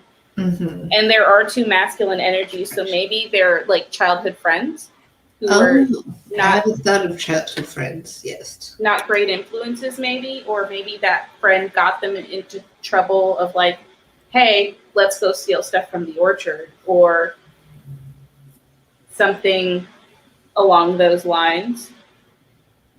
Yeah, that's a good idea. Not good influences. Yeah, okay, that makes much more sense now. Because then,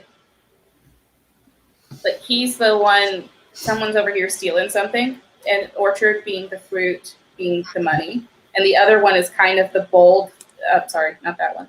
This one is, oh my gosh, there we go. This one is the bold air. He's like the decision maker, the plotter, the planner, who's like, hey, let's go do this. And he's like, all right. But then he's actually the one who gets caught hanging from the tree holding the fruit. Okay. So, and that makes this clarifies that as well, because it's the person who had the fruit in their hand is the one who pays the price. Oh. Interesting. And this is the powerful person who has the money. Mm-hmm. That's the elephant there. It is an elephant, but I'm getting bull in a china shop, as in they come crashing in and they're very heavy-handed in their handling of the situation. Mm. And that's why we have the ferret over here. Gotcha. The ferret against the elephant, and the way that's the balances are tipped. I like that.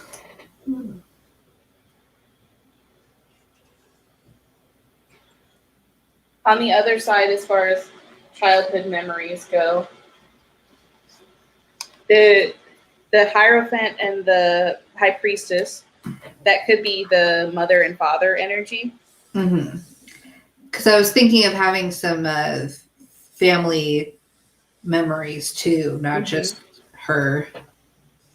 So the mother has the pomegranate and a pendulum in hand. So maybe the mother is kind of a wise woman, or maybe a midwife kind of energy.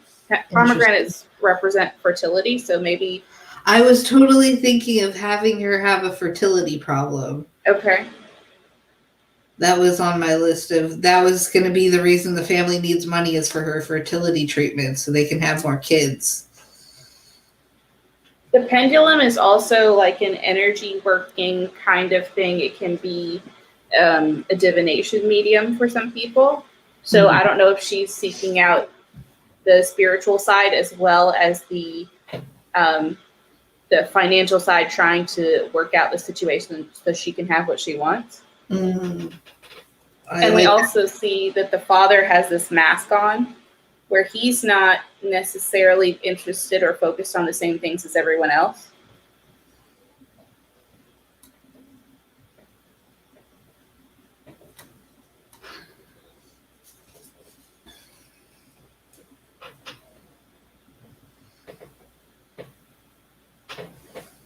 There's also something like there's Tetris going on up here, and his necklace is a piece of the Tetris puzzle. I never noticed that before. But it's like he's working out some problem in his head that he's not necessarily shared with everyone. Mm. And the Chariot is this movement. This is situations going forward, and there's actually that blindfold over the individual's eyes. This is tying in with the whole family doesn't know that he's doing this thing.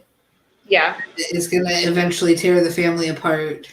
Yeah, it's moving the situation forward, whether or not everyone else is ready, and everyone has their attention focused in different areas that don't involve the kids specifically. Mm-hmm. So they're just getting into whatever. And this is like, these are all the options, but like options are going to start drying up pretty quick if nobody's paying attention to them. Mm. And you kind of end up getting boxed into a specific situation. And this is just that somebody feels really strongly, really passionately about a situation. I'm thinking that's the mom being really passionate and intentional about wanting more children. Mm. Yeah, this is giving me ideas. Is there anything on that spectrum that you would like clarified?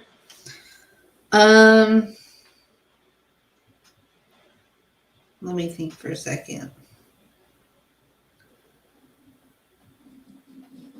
No, I think this is just sparked some ideas for me, so let me spread them out. Okay. Sounds good. I think I saw another question from... Yeah, let's see. So to back up, Maggie is here. She's looking for the name of Uther Pendragon's mother.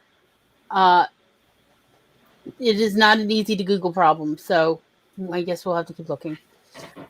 She says she always ends up with the cups cards, so I don't ask questions when I don't feel like I have the emotional strength to deal with the answers. Amen. Yep. Eva says, question, if my life were to revolve around one test, what would the cards call the test? Ooh. Our boy is like not moving. He is grounding this whole tarot reading. So it's after midnight, and I'm doing a 10K in the morning. So I'm gonna go sleep. Thank you so much. Night. You are Definitely welcome. help with my You're going to story. invite me to the wedding, right? Like at least let me watch on the live stream. First step, I gotta find someone. Second step, I gotta lose my virgin lips and actually kiss somebody first time in my life. Oh, I don't think that's going to be a problem once you find the right person. Honest to God, that sort of falls into place. I'm going to tell you now, that one falls into place. Okay. That's the lips, they just go together, and then from there you just figure it out, and don't let your teeth touch because that's gross. Teeth touching is kind of like nails on a chalkboard. It's literally like nope, that's a big old nope. All others are maybes, but that one's always a nope. But yeah, no. But like we would like to be invited to the live stream of your wedding. We'll figure it out, Laura. It's love will find you. You know? And that's really the truth. Like every love I've ever had has honestly found me. I have never gone out looking for it. It finds you, and it's pretty magical every time it happens, honestly. Yeah. Cool. So I hope you do well. Let us know how you do, and please, for the love of God, hydrate. Yes. I have noon tablets, so good. I'll do one of those. I have a Star Wars costume belt that I hook my water bottle onto that has Star Wars sticker on it. Think about maybe at least taking pictures. You could post it later on Instagram because I would love to see any pictures of tomorrow. Let me live vicariously through your life. Sounds good. Okay. Right. Love you Bye. all. Good night. Love you. Bye. Bye. Night. Sweet dreams. Lori, I'm putting these 3 cards back, not because I am disregarding something, but because your entire money reading came out again. It's like, tell her. Okay. I will listen. I'm not going to ignore. Like honestly, kind of on the subject of like Laura talking about love was, back my Nano project in November was a romance. And honestly, after I wrote the 3 introduction scenes, because essentially each scene introduced each of the 3 major characters. And then I hit a wall, and I knew it as soon as I hit it. Of like, I don't know where to go with this. I don't know why I can't figure this out. Goodness knows I've had enough romances. I should be able to run this. I had the whole thing outlined. And I thought, well, maybe I'm not open to romance right now. Maybe it's me. And I was like, I'm just going to put this baby aside for now. I'm not giving up on it. It's just maybe it's not me. Mm-hmm. And I kind of worried in December, like, is Glory not ready for romance? I mean, there's a pandemic. I get it. But when it's safer, is Glory not? No. And like, I came across several articles that were about like how to find romance, but in the reference to how to make sure your characters are ready for romance. And I'm like, I'm literally checking all of these. Oh, I'm already set. It's just not ready. The story is not ready, and that is totally fine. I was writing my story, and that was coming up for me of you need to do this because part of this is your journey to seeing yourself and what parts of you are ready for romance and which ones aren't. Yeah. Eva, for your question. Which one? The first one? This one? Yeah. One test. What would the card call the test? This is the 9 of Pentacles. Ooh, that's very pretty. Isn't it? Oh, so beautiful. The test would be on the verge of change. Change, transition. Because there's that butterfly coming out of this. You almost there. That's what it said. So she says there's been several transitions ongoing at once here. One is resolving tomorrow. Is it going in a good direction?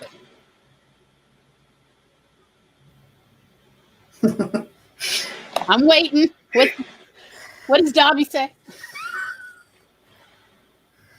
Oh. Somebody's defensive about this direction. Mm. I don't know how you feel about that or what that means.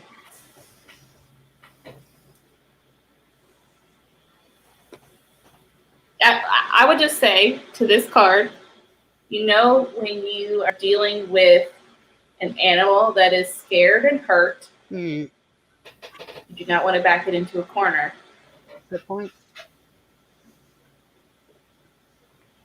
So whether that animal is you or the other person or whoever, however you want to handle that, don't put yourself in a position where you feel backed into a corner, and make an effort not to put someone else in a position where they feel backed into a corner. So I think I've come up with a little story plot idea for this childhood memory. So I'm going to have the young girl get caught stealing apples from an orchard or something. She still gets caught stealing something because her friends are bad influences or whatever. But the father gets really upset with her because he's feeling guilty because he's doing the same thing essentially, and he doesn't want her to follow into his footsteps. He wants her to continue, to be good and follow they're a very religious family, so they're deeply into not sinning and stuff like that. So I think that's where I'm gonna head with it. So I'm excited that I have something. There's some inherent conflict in the situation you've mentioned, Megan, but it's also very relatable. Most people come across these kind of relationships and conflicts at some point in most of our lives, so it's very easy for a reader to just jump into this and go, okay, I know where we are in this, and to go along with you on the ride then. Mm-hmm. Now, Eva had a question. I don't know if Megan wants Yes, let's figure out which card would best. I wasn't sure how Megan feels, and I was like, I'm not saying, what is it, Megan? I'll leave it up so we can, although I hate to cut out any part of Dobby here with a little ear. We can make adjustments. So pretty. Look at the baby. Such a sweet little. I was going to say puppy, and then I'm like, wait, wrong animal. I'm just saying. Chariot. Interesting. What's your sign? I'm an Aquarius. So you're an air sign. Chariot is water, so you've got water energy, or you've got your emotions. It's the cat. Meow. You've got your emotions in check. Like you are. It's like it's moving. I have anxiety, so it's always moving. Good point.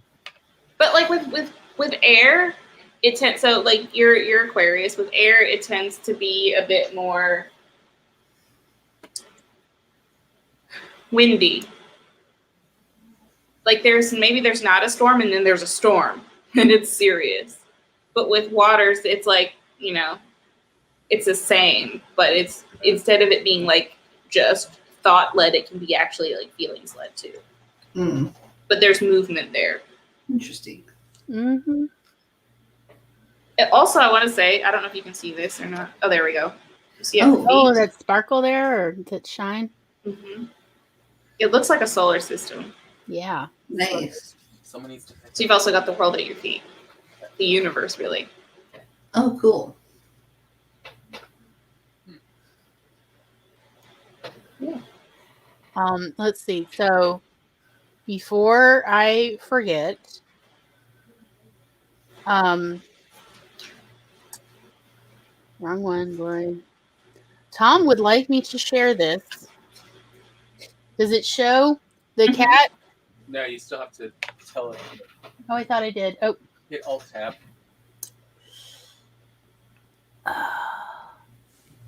Oh, there it is. Okay.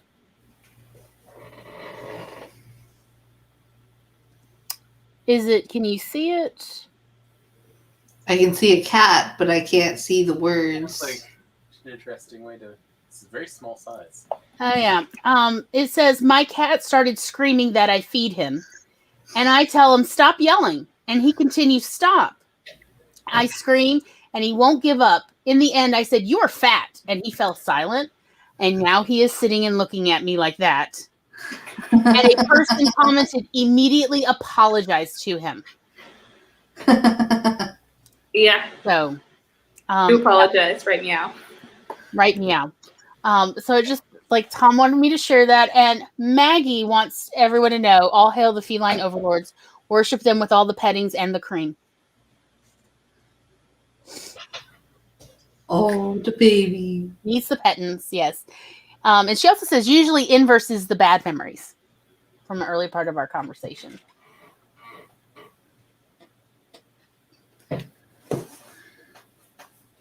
Did I put up a reversal? I thought earlier like we were talking about it, but I don't. It's been a little bit. Okay. Also, in fairness, it's like 11:30 for me, and so it's 12:30 for you, and what 10:30 for Megan? Yeah, it's a little late. It's 9:30 here. Oh, that's right, because you don't do daylight savings or whatever anymore. Yeah. So well, it's not like Megan's made a personal choice to not observe the government time. I love that joke from Soul. I don't know if either of you have seen the movie, but there is a point where there's two characters talking. They need to do something by like 7 p.m. And, one guy says, well, we can't do it until, the moon is in the August held, blah, blah, blah, something. I don't know enough about astrology to like repeat it. And the first character is like, okay, but what time is that? And he's like, well, the government calls it 6:30. Oh yeah, I remember that. I love that joke so much. Hilarious. Of the government calls it. What I don't know what the context is, but sometimes with moon, like you want the moon to be getting bigger when you're setting intentions for things that you don't want, and you want it to be getting smaller when you're setting intentions for things that you want to let go of. Well, like I feel really torn. Like I don't want to ruin the movie for you, and it's definitely a plot point. But essentially, the second character is saying, like the different worlds, like the astral plane and our world, the barrier between needs to be thinner. Mm-hmm. And when will that be? Because I have a show at 7. And he's like, well, when this happens, like, what time is that? Like, the government called it 6:30. Like, that's hilarious.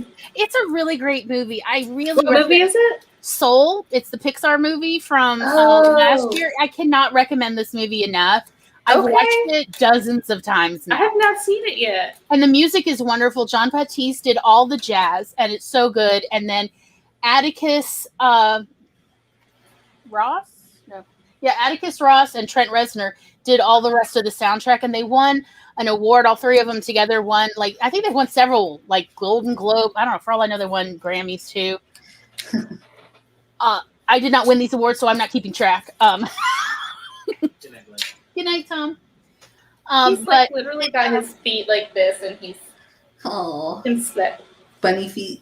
Mm-hmm. So yeah, in short, I highly recommend Soul if anybody gets a chance. And if you don't like it, let me know, and I will know not to recommend other movies like that. I'm gonna watch it.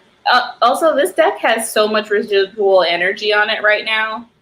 All the same cards are popping up. That's kind of interesting. Like all of this, we had this come up in a reading. This was in a reading. This one. Nice. And I've been sitting. You see me here shuffling. You've been like shuffling the whole time. It's 10:30 for Maggie, so we're all over the board. But all the board says it's late, and Tom's even gone to bed. You like enough of this? You outlasted Tom. Tom has a clock more like Dad, more like our father, who was very much more tired out easier than the women in our family. I'll just say that. In our family, the women are the party animals. The men are like, well, it's 8:30. Good night, everybody. And the party will still be going, and they're in bed, and they're like the door closed. I usually get about 5 hours of sleep, but I don't really have anything to do first thing in the morning tomorrow, so I'm like, yeah, tomorrow's Saturday. We can relax. I know, that's why it's a slumber party. We're just having a good time. And of course, gratuitous pet views. Yes. By the way, I've updated the description. Is it Dobby Doobie or was Dobby? Dobby? Because I love Ys and I gotta put them everywhere. And I was like, would you like me to put his whole name in the description of the show? Let's do it. Okay, so what's his full name? Dobby Carlton. Carlton Carlton. Mm-hmm. And then I. The third. There we go. Saving and updating. Nice. There we go. Yeah. Since, does Dobby have his own Instagram account or anything? He does not. I feel like this may be an oversight, but I'm not here to criticize. I'm merely just saying perhaps Dobby would like an Instagram account. He might. He's like, his whole face is down. He's got some energy here. He really does. He be doing the most. I have some cute pictures of him too. Aw.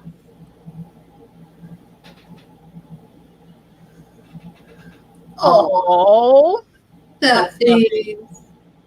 it's your sweetie baby. He's like stretched out. He's so cute. I also love that he like always rubs on my face and I'm allergic to him. I'm just like, You're like, thank you very much. get pictures. But Cats know when you're allergic to them because cats always love to come and rub up on me, and I'm allergic to cats. And I'm like, no, stay away. They're like, no, I want to be your friend. And I'm like, but I don't want to. I'm like, can you literally love me in any way aside from rubbing on my face? And he's like, I'm sorry, that will not be possible. He's like, thank you for your comments and suggestions in the future. You can send those to the complaint department. I don't really handle that kind of stuff. Right, here. exactly. Eva says she sent a picture of the baby mourning dove. All right, I'm trying to figure out if there's a better way to share it so y'all can actually see it.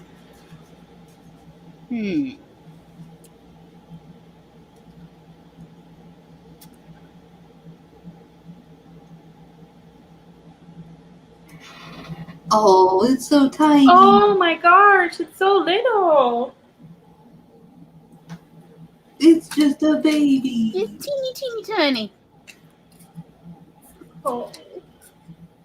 I'm so glad you found it. Yeah. Mm-hmm. Takes some sharp eyes to find something that small. Yeah, I wouldn't have noticed.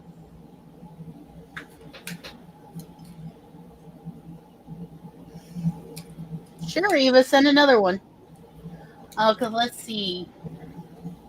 I thought you were going to bed. I am. He's like, Joy, your that's glass. how tiny. I'm sorry. Oh, good Lord, Tom. So you click on the image. Okay. So it opens up in the image thing. Right. And then you hit the buttons, Alt Tab. I did.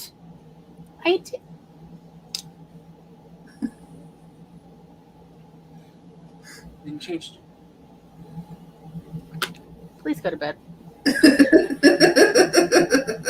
Please go to bed. You don't even have glasses on right now. Go to bed. Bye, Tom. Bye, Tom. Bye-bye. I hope you have a very restful evening. Let's turn off this because this is just driving me nuts.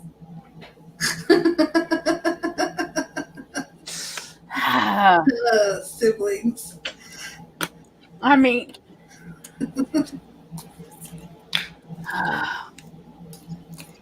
anytime he comes out without his glasses, like, I know you can't hear me. You don't have your glasses on.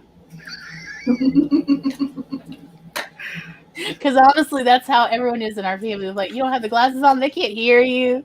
They don't know it's like they won't remember anything the next day that you said when they don't have their glasses on.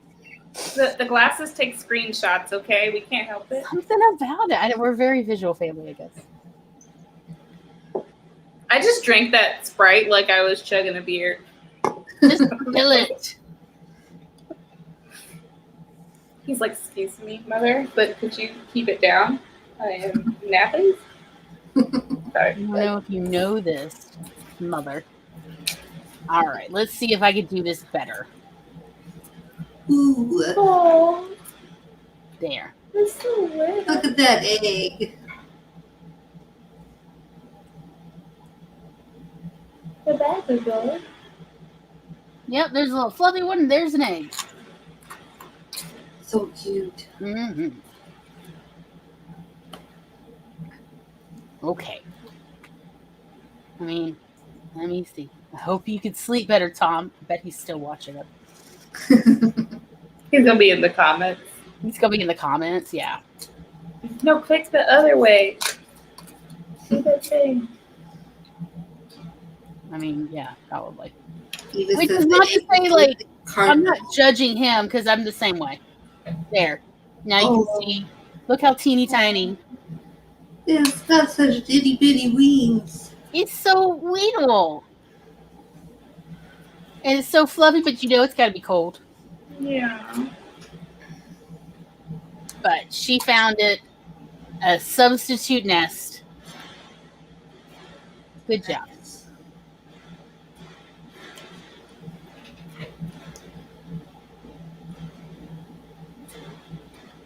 Okay, what I meant. Okay, so Maggie's talking about Maggie. Have you found the queen yet? I feel like that might be actually like a good trivia knowledge. Do you know who Uther Pendragon's mother is? Versus when I googled it, I found out who his wife was, and I'm like, that is not his mother. Y'all gross. You're like wrong answers only. Right, and that's what. And then I like scrolled down, and I was still like, why is these are all wrong answers? These are not. I don't want to know who his uncle is. So much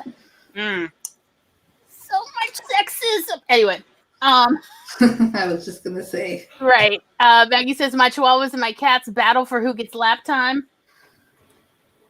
That is such a mood.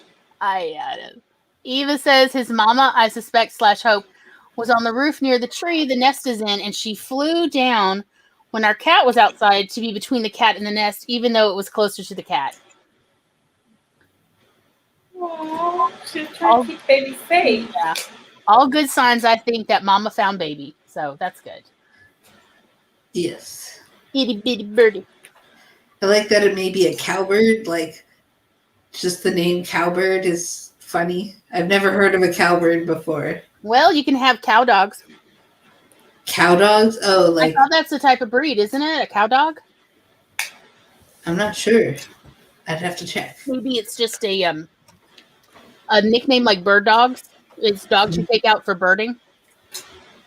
Cow So it's more like a category of dog breeds or type of dogs. You know, like bird dogs, cow dogs. So I guess, you know. So like, they have Australian cattle dogs, which is a breed, but they don't have like a cow dog breed. Maybe I heard it like in context, like I said, like bird dogs, which are a type of category, the type of dog you take out when you go birding. Mm-hmm. And maybe they made it like that because like corgis are cow dogs because you use them for herding. Mm. That's why they don't have proper tails, is so that the cows can't stand on them. Interesting. I did not know that. Yeah, they nip at the bull's ankles, and apparently bulls do not like that, so they actually get out of the way of the corgi. That's apparently what they're for. Let's see.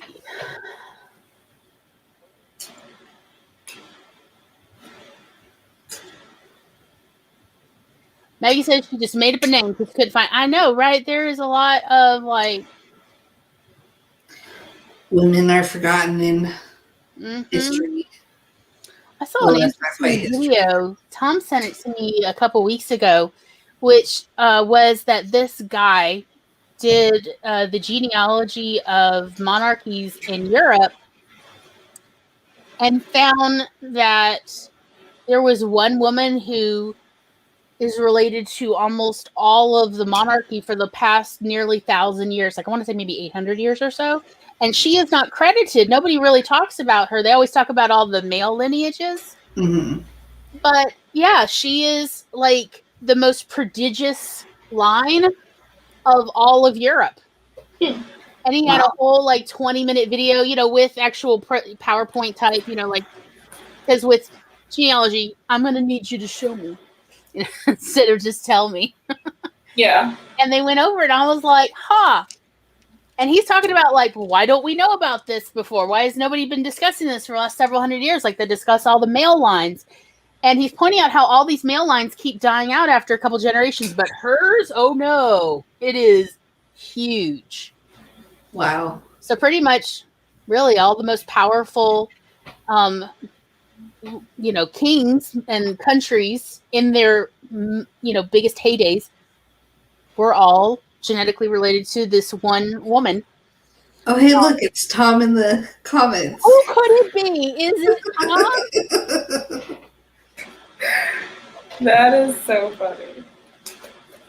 Family. It's all family. Right now, I'm cleansing the deck, by the way. Okay. If I could ever figure out which. I like what Maggie said. I mean, not Maggie. Eva said 2 sticks can be a nest if you're a mourning dove. They're not great nest planners. They're like, eh. Good enough. It's a corner, 2 branches, meat. It's fine. It's kind of like pigeons. I guess it's kind of how babies end up on the ground because they're not good at building nests. Oh, this deck is really challenging to sort. I'm not gonna lie. Because they don't all look the same. Mm-mm. But yeah, they don't like. I think this is air, or did I switch these? That's right. No, that's a sword. See, I switched those around. See, this one, it looks like it could be fire, but it's also got the sword, so it's sword, not fire. Mm. And then this one with the feather, which could be a feather for air, is actually the fire one. I don't know. I didn't make the rules. I didn't make the rules. Somebody's in help. Exactly. I know I got these all mixed up. It'll be alright though. That's probably why it was like, hey, could you cleanse me? And I'm like, nah, we're just gonna keep going. It's like, nah, but we're not though. But we're not. Nope. I'll start telling you crazy stories. You like that? I do.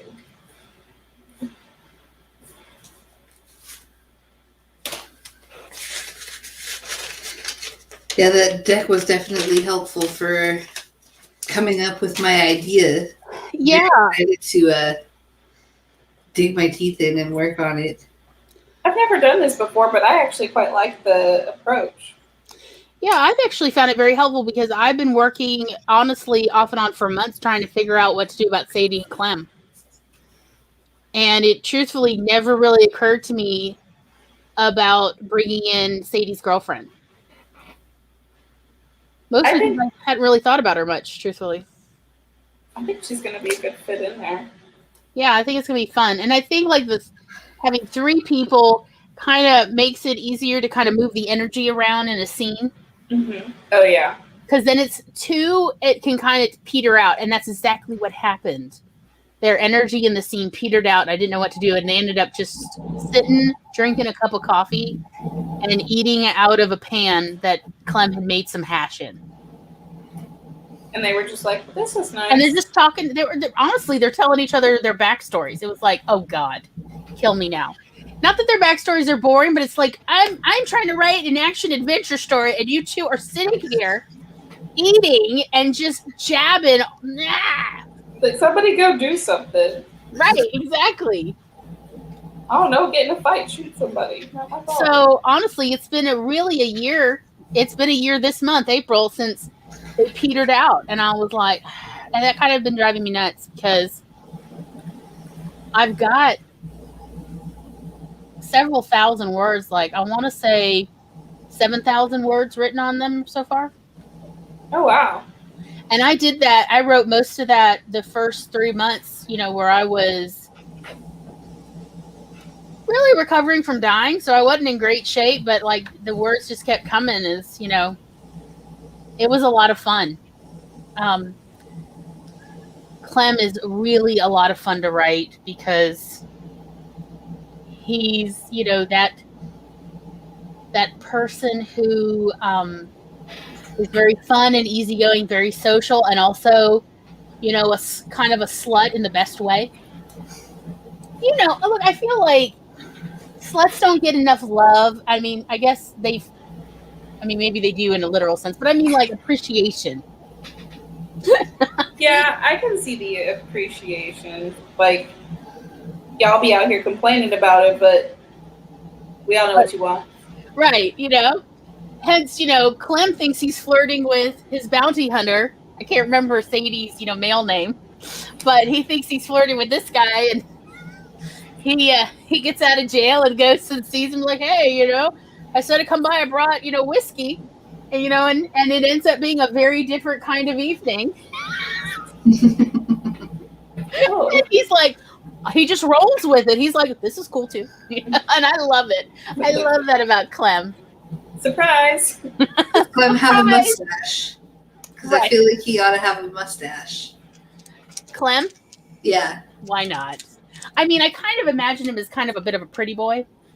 Because that's similar to like the kind of men I know who are like this, where they're very social, they're very nice, maybe a tiny bit of a bad boy, but it's more like they hang out with maybe people they shouldn't, Yeah. And,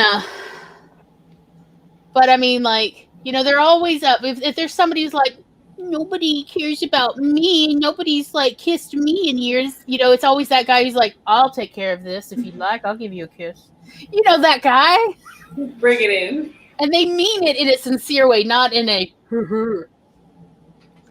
That's how I kind of imagine Clem. And I was like, this is hilarious because Sadie is very down to earth, very straightforward. She's the one odd thing about her really is letting people think that she's a man, because she does occasionally dress in her dress and go to the local dances as Miss Sadie.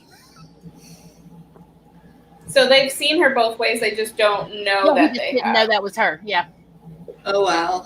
I like that. Well, That's doesn't everybody great seem to detail. want to go out dancing? It's the Wild West. There's not enough women to go around, so It's you want a true. little attention. Your dance card is always full. True. It's gotta be. That's my theory. Plus, no one's gonna be suspicious. They're gonna be like, her. Nah, don't worry about her. Right. Tom wants to know, did the deck get overexcited from all the storytelling? Yes. It did. It really did. I feel like I might be still missing a card too. He was like, no one. Me. Sorry, buddy. Earth news. Like, he just kicked me. He said, don't do that. There once was a slut named Clem who was quite flirtatious when he sees the fella, and let me tell you, he just went where he went on a whim. All right, that's fair. I'm going to go write this down now. I assume that you have donated this to this board. Going to take... Because that's very Clem. I feel like Clem would have written that. Is this Clem energy or not? It's a little bit of Clem.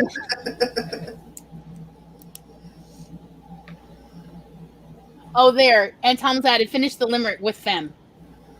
He went where he went. Let's see. He just went where he went on a whim with Femme. Terrible. Oh. I'm literally going to write this down, y'all. Hold on. I have to take these bracelets off to write. Y'all, we didn't even have all the cards out of the deck. All the secrets that could have been told. Apparently they weren't supposed to be. Apparently they were like, no thanks, you don't need us. Like, ma'am, I feel like you are doing too much. And the answer is no. We are not going to be telling on everyone today.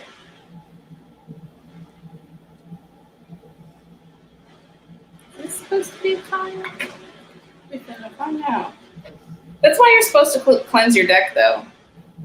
When things start getting wonky and you find out that... Did you just sneeze on me, bud? That's fine. Allergy season is here. I'm allergic to my cat. My cat's allergic to me. Seems appropriate.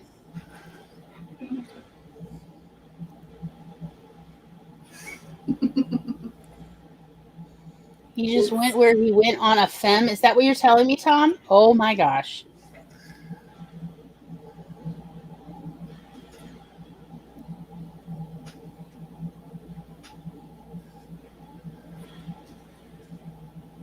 He says it sums up how Sadie and Clem's first night ended. Okay, so what? I'll tell y'all what happened.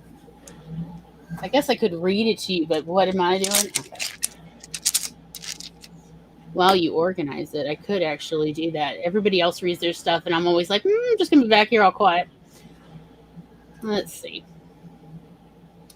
All right, Sadie. Where are you, baby? There she is. Sadie Cohen, Bounty Hunter.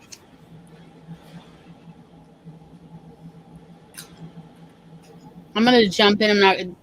It's thousands of words, so I'm just jumping in at the night.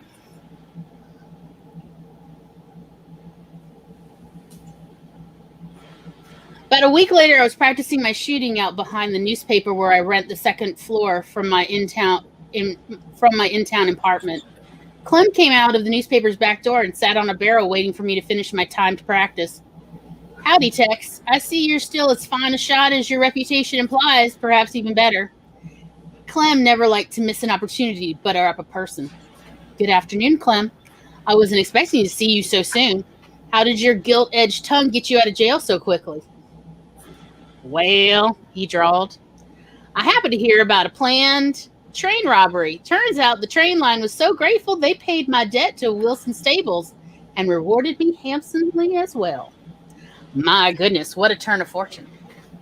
I needed to come to town for some supplies, and I thought now would be a good time to visit my good friend Tex. Drink a little whiskey, perhaps have a hot bath, see where the evening takes me. ...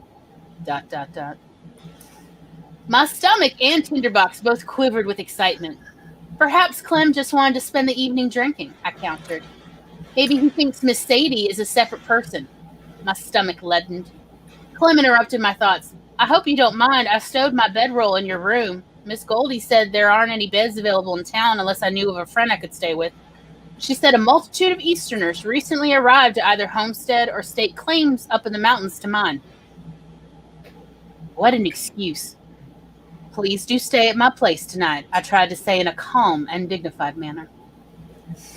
I'll go over to Chang's for a hot soak and bring a whiskey bottle back with me. I smell your stew you've been cooking, so if there's enough for both of us, it'll work out beautifully. Have you ever played pinochle?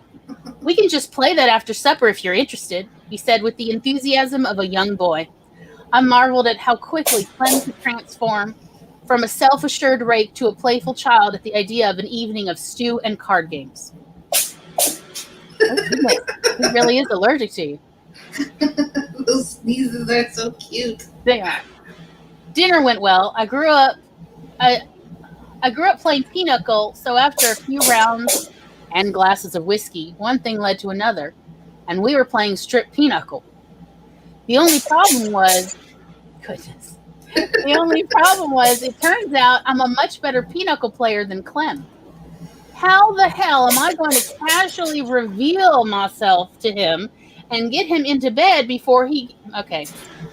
Y'all know that this is going to get a little... Yeah. Oh, no. I'm frank. So, I'm going to get a little frank. I hope nobody is offended. In my defense, it is after hours. He has sneezed like 11 million different times. I don't... He is like, Okay, so anyway. This whole entire arm is just cat boogies. Oh, God. Oh, no. Poor baby. Does he need Claritin? I don't even know. I actually rubbed his nose with my thumb trying to help out. I don't think it's helping. Poor baby. Okay. How the hell am I going to casually reveal myself to him and get him into bed before he gets whiskeyed? I was genuinely starting to worry this was going to end up being a platonic night of newfound friendship. All I wanted to do was run my hands all over his newly scrubbed body, kiss him in places I hadn't seen on a man in so long. The curiosity of what this man's mouth tastes like was obsessively filling my thoughts, and yet he kept losing every game. It was infuriating. My secret spot was getting so slick I started to worry I had wet my breeches. Have you ever ruffled cabbage? Clem burst out. My face froze. How to answer this loaded question? But if I'm honest, I was on my second glass of whiskey. How was I going to get this man into bed? And then I could hear my mother's voice clear as a bell. If you want a man to want you, ask him to teach you something. It doesn't matter if you wrote a book on the subject. Men get aroused showing off. When a man thinks you're admiring him and impressive knowledge, it makes the blood drain from his brain and fill the flesh between his legs, my Sadala. I don't reckon I have. Would you be willing to show me? I replied to Clem. He was a little tipsy as he put his cards down and started gesticulating. It is my pleasure. See, what you got to remember is a woman is like a delicate flower down there. A man must approach said flower with a respect and reverence, but also an air of delight and playfulness. He blinked at me a bit. That second glass was starting to take effect. I moved the whiskey bottle out of his reach as I leaned toward him as if I was hanging on his every word. I didn't realize I was going to get a lecture on the intimate tickling of females. Clem continued, start off real gentle like, placing your warm hand on the spot where her legs come together. Softly stroke her furry bits until she starts spreading her legs. I cannot do this with a straight face. Keep petting her, but move your hand down to her lips. It was like he was in a trance or a dream. His eyes were closed as he demonstrated in the air. It struck me a bit absurd for Clem to explain to me how to arouse a woman, but I've learned that I become a surprisingly patient woman when I'm trying to get some barn loft action. Without once opening his eyes to see if I was paying attention, how could I not? Clem explained, you'll know your approach is appreciated by the lady if her parting becomes warm and wet. Not to be alarmed. Your lovely flower has not pissed herself. This is her special nectar. I'm sorry. I love it. Some other night, remind me to tell you about special daring ladies who allow you to partake of their life-giving nectar in exchange for your kiss. But I digress. As you are stroking and petting, allow a finger to part her nectared fold. I see he was starting to get poetic. This must be one of his favorite subjects. What would he do if I asked him to show me his technique while laying in my bed? Would he run screaming into the night if I stripped down right this moment? Damn, but I'm raring to have at it like a young bull in his first field. I need to take a deep breath and clear my head. I'm just going to have to take charge of this situation. Although, if he runs screaming into the night, I'm going to be sore vexed to not shoot him on principle alone. It's just a risk I'm going to have to take. Well, Clem, I said, it's getting late. I've got to head to bed. I see you have a bedroll, but all the same, you're welcome to sleep in my bed. It's an extra big bed I bought from a Mormon who was leaving town in a hurry once it became obvious his wife and her sister were both very pregnant. I started hanging up my clothes. Clem opened his eyes and watched me strip with an amount of interest that gave me hope. I was facing away from him as I got down to my long underwear, took a deep breath, and turned around to face him, breasts and all. I watched his Adam apple as he took a big gulp of air. We just looked at each other for what seemed like a week, but was probably only a moment. We just kept sitting there. I walked over to my apartment door that opened to the stairs that led to the first floor of the newspaper as well as the back door to the building. I locked the door bolt, took another deep breath, and turned around toward Clem. He was still sitting, but had moved to face me at the door. I smiled a little to show him I meant no harm, then walked over to the basin to wash my face and hands, lit a kerosene safety lamp I keep by my bedside on an end table. I normally snuff out the other lamps when I'm heading to bed. If you don't object, I'll go ahead and do that now, I said to Clem. I was hoping he'd say something, relieve the palpable tension in the room, but all that man did was nothing. He'd been struck silent by my revelation. I sighed, realizing that a man in shock likely doesn't possess a working penis at that moment. Oh well. I had my heart set on handling his manliness. I was a milkmaid as my first paying job, and I very much enjoyed working all those lovely warm teats and the grateful mooing and mewing from my lovely lady cows. I turned out the other lamps and got into bed. Yes, still wearing my long underwear. A woman's got to keep herself warm one way or another. The awkward silence was deafening, but I refused to feel any shame or embarrassment about this evening or how I seemed to have derailed Clem's fun. If you can call a drunken lecture on the philosophical aspects of pleasing a woman fun. Ah, hell, I might as well get back to how I like to enjoy my quiet evenings alone, reading adventure stories from my favorite magazine, Daring Do magazine, and depending on the story, touching myself in an intimate way. I settled into bed and opened the magazine to the feature story. How the chambermaid became a pirate. Howdy ho. This was going to be a collar heater for sure. The story unfolded with the milkmaid freely tussling around in the sheets with the country lord's son, who was home for Christmas from Oxford College. But then they got caught, and she was shunned and made destitute by the lord and her village. I was touching myself by this point, and Clem was watching me, so I moaned out loud so he could hear me. If he'd been a cat, he couldn't have been any clearer about his ears perking up. I now had my audience on the edge of his seat. Wait, that's all we get?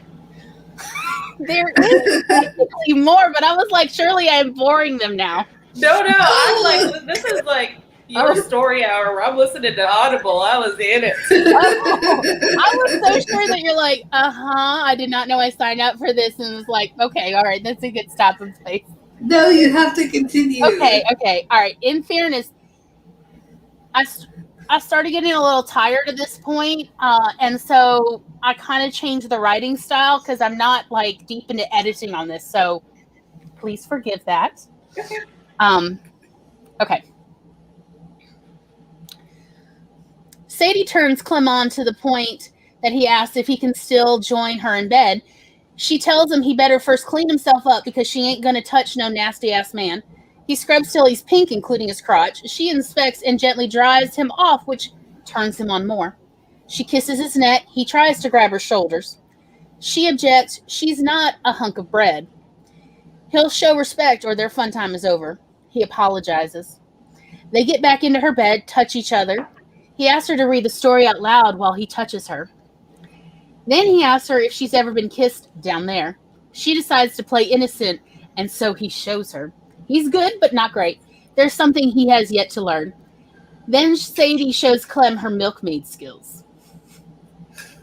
And then we cut to the next morning, because at the time, guys, I was still really sick. You know, it had only been 3 months out of the hospital, and I just didn't have it in me to, like, write out a whole sex scene.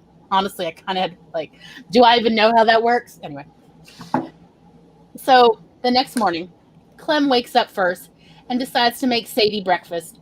Starts by making coffee in the coffee pot and stoking the fire in the stove. It's the only source of heat in her apartment.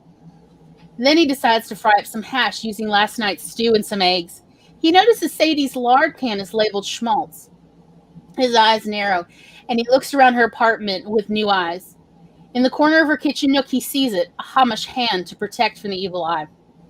Softly, he pads over to her apartment door. Looking on the left side, he finds a tiny mezuzah in the spot where she touched as she entered her apartment last night, placed just high enough so no one would think to look. Then he stands still for a few moments as his mind races through thoughts concerning the implications of sharing intimacies with a Jewish woman half disguising herself as a young man working as a bounty hunter. Clem shrugs, nods his head, sets his shoulders, pads back over to the stove to make a double portion of breakfast, using her cholent and frying up some eggs in the schmaltz. Cholent, by the way, is the stew she made. About when he's finished cooking, Sadie wakes up. They greet each other quietly. Clem sits down at the table with the coffee pot and a cup, fetches the pan with a cholent hash and eggs and his spoon. Sadie uses the chamber pot and washes up, still walking around in nothing but her long underwear. Clem says, I made myself some coffee and cholent hash, but it looks like my eyes are bigger than my stomach. I fear I won't be able to finish my food before it gets cold. He looks softly at her eyes and says, I'd consider it a kindness if you'd help me eat this so I'm not wasting food. Then cocks his head to the side like a curious puppy. Sadie replies, cholent hash and eggs you made? It is a sin to waste good food. A smile slowly grows across her face. I'd be happy to help you, Clem, and sits down next to him as they share the pan and drink out of the enamel coffee cup. When the food's nearly gone, Sadie asks, what gave me away? Clem looks up from eating and grins big at her. Nothing but your lady bits, ma'am, and winks. Sadie smiles as she rolls her eyes. Not that. I figured you hadn't been flirting with me this whole time when I took off my clothes and you stared at me flabbergasted with your mouth agape catching flies. She cocked her head to the side like the sassy lass she is. Clem cocked his head. Ma'am, I was flirting with you. I was simply under the impression our evening was going to play out slightly differently. He raises one eyebrow and gives her a cheeky smirk. Sadie realizes he looks like how she imagines Captain Sassy Brand looks from last night's story. When I was a boy, my family was always just scraping by. My 2 older sisters took in laundry with my ma'am, but between Pa's breathing problems and his drinking problems, he didn't work much. So I used to go out looking to do odd jobs, although there wasn't much work a little boy can do that people will pay for. Until one day, I saw this older man in a nice fur hat trying to tidy up an alleyway a few blocks from our tenement. Sir, I'll help you with that, I said as I grabbed a wooden plank about twice as tall as me. I'll tell you true, that plank weighed almost as much as me, and for a moment I thought I was about to fall flat on my back with the plank on top of me. Lucky for me, the man steadied my shoulders. Then we went about putting all the stray bits of wood in one section and the pallets in another, bits of rubbish in a corner until the alleyway looked nice enough to have company. At least to my 6-year-old eyes. What is your name, young man? Clemency Johnson, sir. What's your name, mister? My name is Rabbi Blumenfeld. It's a pleasure to meet you, Mr. Clemency Johnson. Thank you for helping me today. I'm happy I could help you, Mr. Rabbi Blumenfeld. I was out looking for work, but the town don't seem to have much to spare today, so it was nice to be able to be useful. Ah, I gather I'm the first rabbi you've ever met. Yes, sir. Am I the first Clemency you've ever met? Right you are, young man. But Rabbi isn't the name my family gave me. That's Mordecai Blumenfeld. Rabbi is the name my congregation gives me because I'm their rabbi. Like a priest is called father, you know. Oh, yeah, I get it. Can I call you Rabbi? Or should I say Mr. Blumenfeld? You may call me Rabbi Blumenfeld, and I hope we can become friends, and then you may call me Rabbi Mordecai or just Rabbi. I could do with some more friends, Rabbi Blumenfeld. My friends call me Clem. You can call me Clem if you'd like, Rabbi. If you hear about anyone looking for someone to help out around the house, will you let me know? I'd be happy to, Clem. Say, why is such a strong young man looking for work? Well, my pa's got a rough cough. Makes it hard to keep steady work. Ma, Peggy, and Emma pay the rent with all the laundry they take in, but it doesn't always keep us in potatoes. So I figured I could help provide more potatoes now I'm 6. That's a worthwhile endeavor, Mr. Clem. I'll be sure to ask around my neighborhood if anyone has any odd jobs for strong young men and willing to pay in coins or potatoes. Come see me Monday afternoon. We'll have tea and cookies. Do you like cookies, Clemency? Very much, Rabbi. I'll be sure to come visit you Monday afternoon. Is this your home? This is the back of our church. We call it a synagogue. I live across the street there, number 1616. I'll have fresh cookies and maybe even some cake. Who knows? See you this Monday, Clemency Johnson. When I showed up at Rabbi Blumenfeld's house Monday afternoon, I could smell fresh cake from outside the door. I immediately decided this was the best kind of friendship a young man could make. One where fresh cake was made. Rabbi himself answered the door, but I could see a woman about his age look out from the kitchen. Come in, Clem. I hope you brought your appetite. My sister and I got a little excited after breakfast, and I'm afraid we made too much food for 3 people to eat, even for a very long tea. But as I told my sister Hannah, you're a growing lad, and I'm sure you can help us make sure all this food doesn't go to waste, eh? Well, I'm happy to help, Rabbi. It smells so good in here, like a bakery. Rabbi Blumenfeld introduced me to his sister Hannah, who helped him around the house now that her children have all married and her husband died in a pogrom. While we had hot tea and various slices of cake, cookies, and small sandwiches, Rabbi asked me about my work searching. Clem, have you found any new odd jobs since I saw you last? Well, Mr. Carruthers down at the lumber yard said I could collect stray bits of wood to tidy up the yard and take the wood home to burn or make things. If I can get the hardware store to let me clean up their back room, maybe I'll be able to collect enough nails so as I can make my ma a little side table. Oh, do you have tools at home to make things, Mr. Clem? Miss Hannah asked. Nah, but I got a nice collection of rocks I use when even a nail starts coming out of the woodwork. And nails are always coming out of the woodwork where I live. Oh, very smart you are. So resourceful. Your mom must be very proud of you. I try to be a good person my ma can be proud of, Miss Hannah. Clem, do you know anything about Jews? Y'all still there? Okay. Am I boring you? No.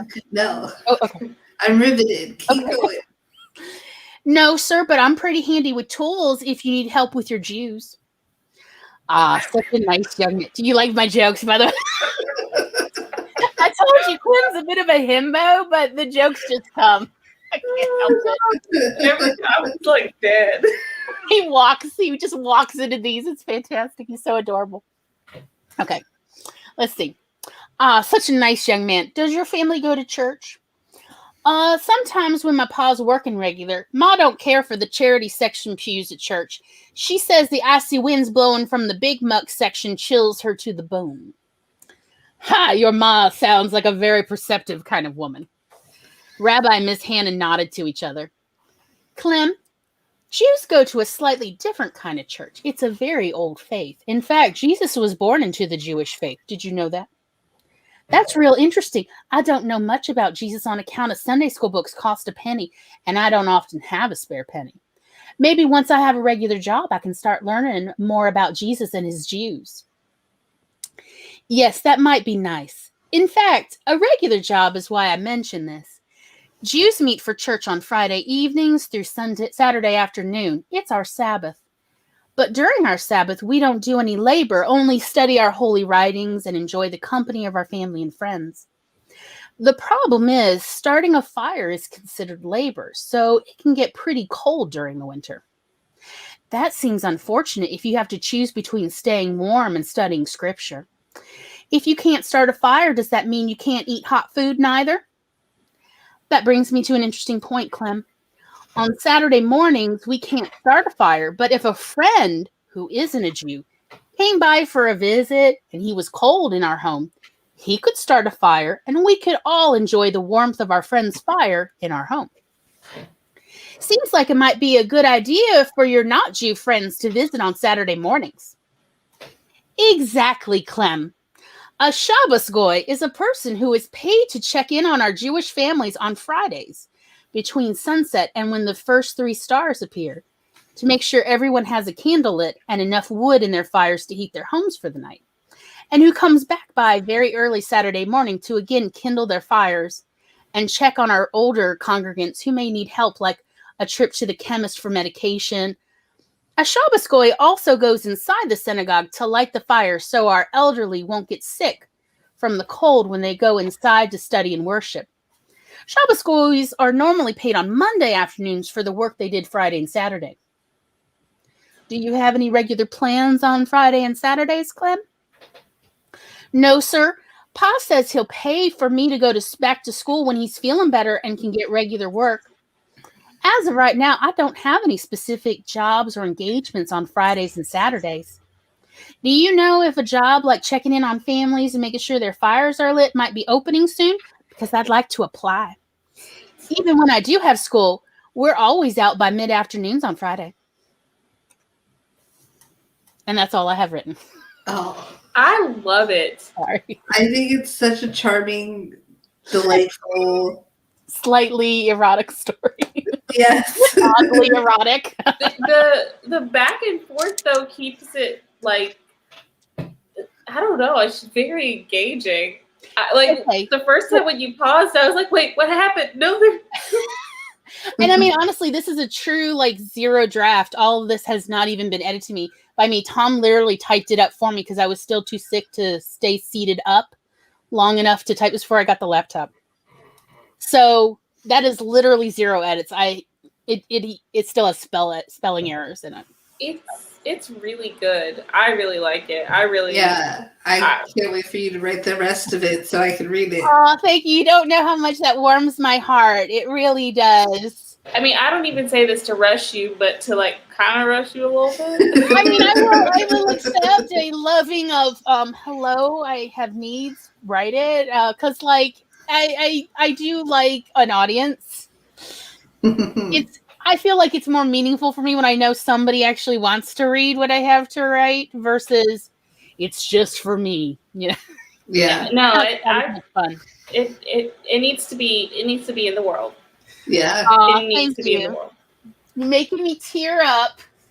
Oh. I know, but we're gonna be back for more, and you just let me know if we need readings to speed her on her way, like whatever we need to do. I support it. Thank you. Yes, I wrote that ending was the last April's write-a-thon, the first one that Jessica did. Mm-hmm. And that was kind of where I was like, I don't know what to do. Why are they talking about their backstory? I want them to get out of here and go on adventures. And so that's essentially Clem describing why he's like, to me, he's kind of trying to describe why he's a safe person in Sadie's life. That he sees her, he really sees her, like he knows what he's seeing, and he's on board. And then honestly, like what kept going in my head after that in May was Sadie wanted to talk about why she was a milkmaid and why she moved out west from the east and how she ended up becoming a bounty hunter. And I'm like, why is this all backstory stuff? I just want to go on adventures. And then honestly, what really happened was George Floyd happened, and I was just honestly too sad for months. Sadie and Clem is such a joyful, fun, sweet-hearted. Even if it is erotic, it's very wholesome. It is. Yes, I think that's what I love about it the most is that it's, even though it's got its flavor in it, it's right. I don't think this is a category on Amazon. Wholesome erotica. Yes. No, that's 100%. Honestly, if there was more wholesome erotica, I would probably be reading it. I mean, like, because like a lot of people's erotica is dark, and there's nothing wrong with that. I like some of it, but like right now, I guess I'm more in the mood for wholesomeness. Mm-hmm. Mm-hmm. Now, honestly, this last summer, I didn't feel very wholesome with what was happening, like with not the Black Lives Matter protest, but like how other people were acting about it, and they were being so aggressive. I didn't like that stuff. It made me very sad. Mm. And it was hard to write Sadie and Clem's story when I was feeling so frustrated and powerless because I knew I couldn't go out to the protest, because I was still recovering from sepsis and everything. So they just kind of went on the back burner. I'm like, in the fullness of time, I will figure out how to keep writing their story. And honestly, I feel like y'all have really helped me tonight with that. So I'm really glad that you enjoyed it so that you can kind of be like godmothers to the story. I'm super excited. And I also have a thought because from what we were talking about, the girlfriend coming in. Yes. I feel like it is even more impactful in the middle of that story because we know that she's safe with Clem, but is Clem safe with her? Right. Yeah. And that gives some momentum there. Right. And it's also her girlfriend questioning, like, what is happening here? Yeah. And like, honestly, when I started writing it, I was just planning it to be a true short story. Like most of my short stories are 1,500 words or less for sure. The whole thing, because there is actually a bunch before, essentially how Sadie and Clem met, how she, went and did a bounty. She went and picked him up. He was her bounty. Mm-hmm. So there's this whole section before that where they do talk in that regard too. And and I was just like, at a certain point, it's like, this story is getting so much longer than I was planning. And at the time I felt like I am physically I don't have the stamina to write a novel. Mm-hmm. So I was honestly also personally conflicted about how do I wrap this up into a fun story and keep it short. Now it's a year later and I do not feel so physically weak or a lack of stamina where I'm like, sure, this could be a novella for all I care, because Aren't they just so much fun to be with? They are. They are. I mean, they're chipper, but there's also the. She's so sassy, and also he just keeps walking into these punchlines. Like it's like a personality trait that he's always had. You know? Have you ever ruffled cabbage? I'll be happy to give you a lecture on this.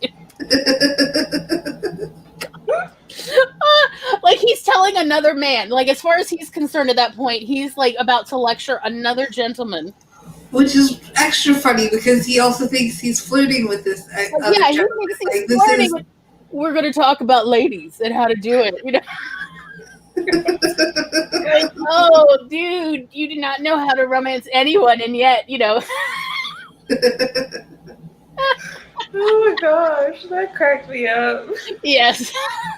By the way, these jokes literally wrote themselves. They just came out as I was writing. None of these were planned. Oh, that's wow. amazing. This is just so Clem.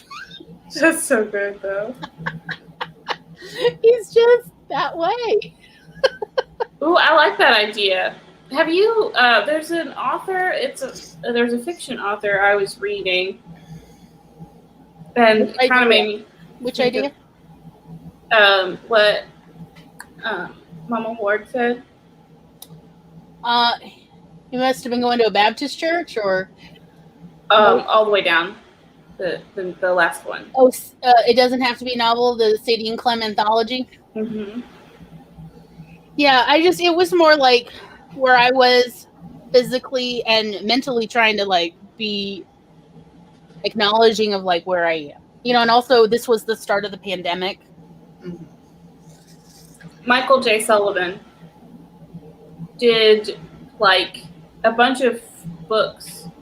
Like the first one is Pile of Bones, and then The Jester, Professional Integrity, The Viscount and the Witch. It's the same characters, but in short stories, and then there's an entire series about them. But he starts off by just doing those short stories that introduce them and set the stage for the world, and it breaks it up so that it is a short story, but it still has some of the world building. So now when he comes back to the series, you don't have to have all this world building. Yeah. And I mean, at the time I was just wanting this to be a short story because I just wanted to so when I got out of the hospital, the sepsis had given me type 1 diabetes. So I needed to be on insulin immediately. But I didn't have insurance at all. And even Walmart, which does have discounted insulin at $25 a bottle, which is a pretty good price. Tom and I were having to make choices between, do we buy insulin for me this week or groceries? I was very upset. And a friend of ours, one of my best friends, sent us money. Like, it's not that they had it to spare. I mean, they barely had more than us, but they were like, here, take some. And so I felt like, well, if I could just write them the short story, it would be somehow giving back to them. And yeah, the story wouldn't end. And I'm like, and in fact, the next month we ended up in the situation again where it was groceries or insulin and they sent us more money because one of them, it was a married couple, and they got a grant, an art grant. And so they were able to like send us a bit more money so we could buy, we don't have to just decide between groceries and insulin. And so I felt, so like a lot of the story is just me, like every time I felt so bad about having to depend upon my friends who barely can pay gas giving us money, I would just write more of that story because Sadie is definitely her own woman, even if obviously the romance is not necessarily going the way she's planning. And it just made me feel better that at least somebody is living the life they're trying to lead, whereas I felt tossed and turned by these really terrible situations that for me seemed no win. And then when I hit that wall with Sadie and Clem, because I just felt like I couldn't keep writing it in that format. Like I just felt like, I don't know how to write a novel. I have to go figure out how to do, I barely know how to write fiction.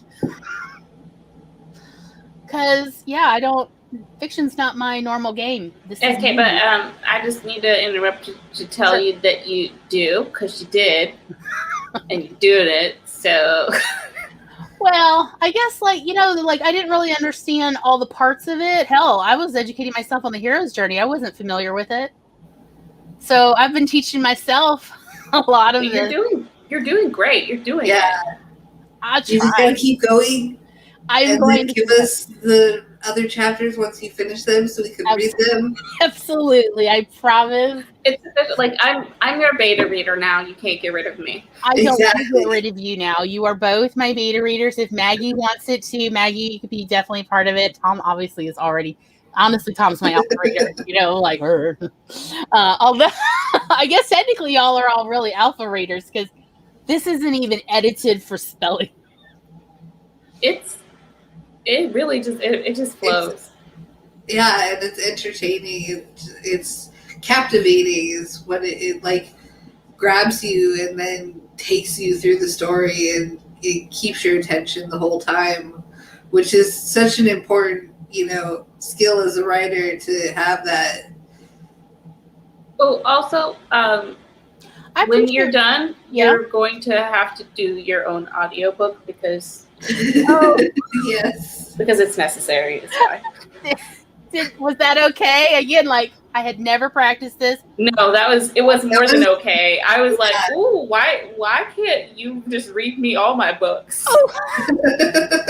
Well, that's what Abigail Ford does is she every time she releases a new book, she does chapters like as live streams and other people read it. And I told her I'd be happy to read, to do one of those where I read a couple chapters. So if you want to do something like that with your stories at some point, I would be happy to. It was one of my dreams in my 20s to be an audiobook reader, like for recordings. That's actually why Tom bought me this 2 or 3 years ago, was so that I could be a narrator. There's a platform for that where you like apply.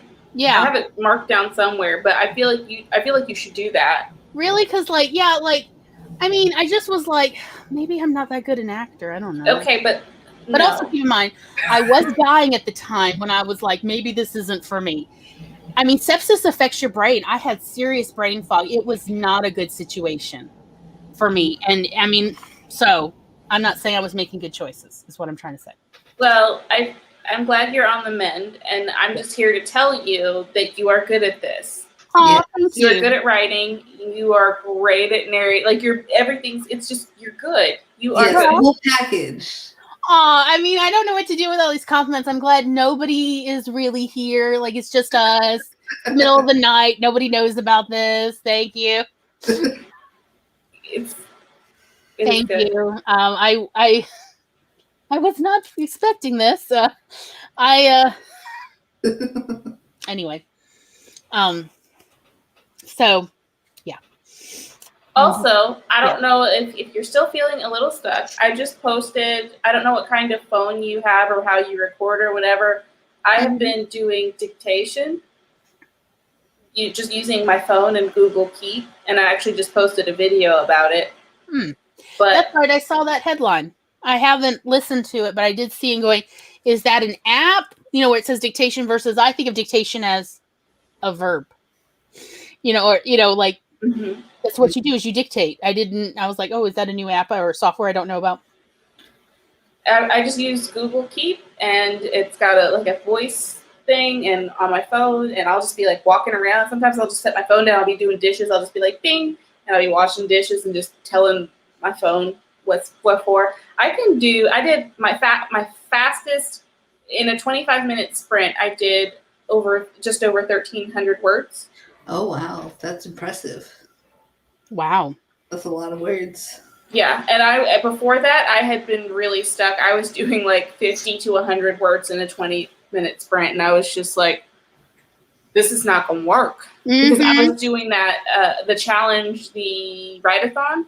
Yeah. I was trying to do 10K during the write-a-thon. I hit, the first day I was dragging. And then second day is when I started to actually use dictation. And I got a lot done, but I didn't hit my goal. I hit 7,500 or something like that. That's impressive. I mean, it's still. I have yet to hit a 10K day I'm gonna be honest. I've never done more than 3,000 words in a day. Like I just, yeah, that's about my limit. like honestly, most of the time. I mean, even though I am on the mend, it's not like. Look, y'all. Sometimes when I'm cleaning, like if I'm trying to clean out the fridge and I'm not seated, because I'll pull a chair up, have the fridge door open, and actually, when things get a little old, you pull all those, throw it in the trash.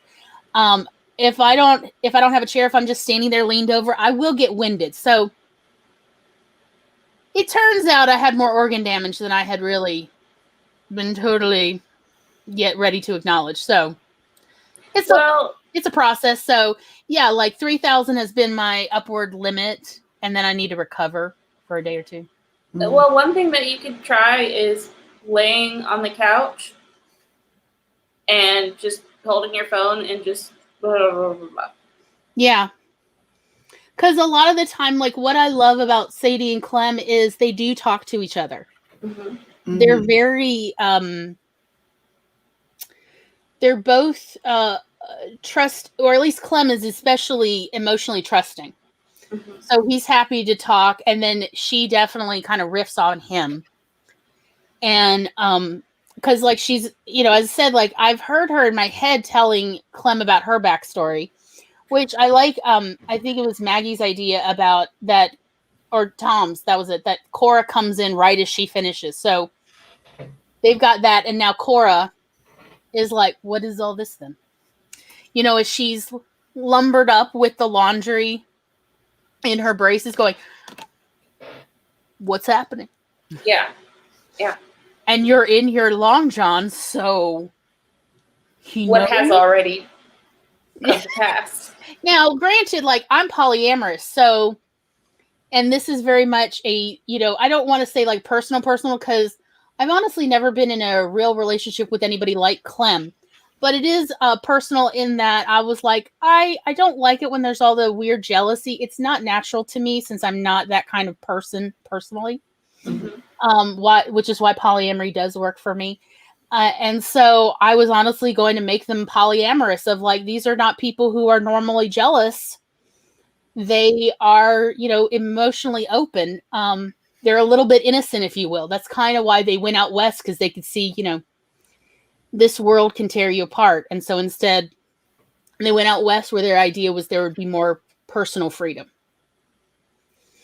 And so that was kind of why I liked this setting. Yeah. Was here people who can essentially define their own identity without the world tearing them apart. But yeah. It's a good setting. I like I think it fits in with the story really well. It does. It passes the vibe check too. Yeah. Aw, thank you. Thank you very much. I mean, I was not planning to get compliments, so I'm trying to like be gracious, but I'm like we're just saying facts out here. They're not necessarily compliments, they're just facts. Well, as a writer, they feel very complimentary because, of course, they are a lot. It's like you knew the kind of writer I wish to be because you are just feeding into that. Like, oh, thank you for confirming the things that I had always hoped but never could be sure. That like this was the kind of story I was like, this is what I wanted to read, and so I started writing it because I didn't know anybody doing it. So yeah, that's. Yeah, now I want to read all of this genre, so. This new genre. I guess that's kind of a big swing back from like 50 Shades is wholesome. Wholesome soft erotica. I also though his descriptions though are just. Oh, I did a lot of research to find out like all sorts of descriptors for period specific to that time period of like body parts and sexual activity because I knew there was plenty of slang. And some of it, when I've come across it, when I used to read a lot of romance back in the day, was like, I always loved it. Like at one point when I was a teenager, I literally had a steno pad and there were pages and pages of every description for penises of like, and lady parts, of like Maidenhead and his manly stat. I had like lists and lists. Tom was the only other one on the planet who ever saw these. because we were both teenagers and we just thought they were hilarious. Her Jade Palace. What? I feel like I do that sometimes too, though, because there's like only so many ways you can describe things, and you're just like, yeah. Honestly, I'm embarrassed that I wrote this, but I always thought when I was a teenager reading, I thought it was cute. I liked all these because, like, I mean, as a teenager, I knew what all the anatomy parts names were and then the street names for it. But like, I loved all of these kind of oblique references.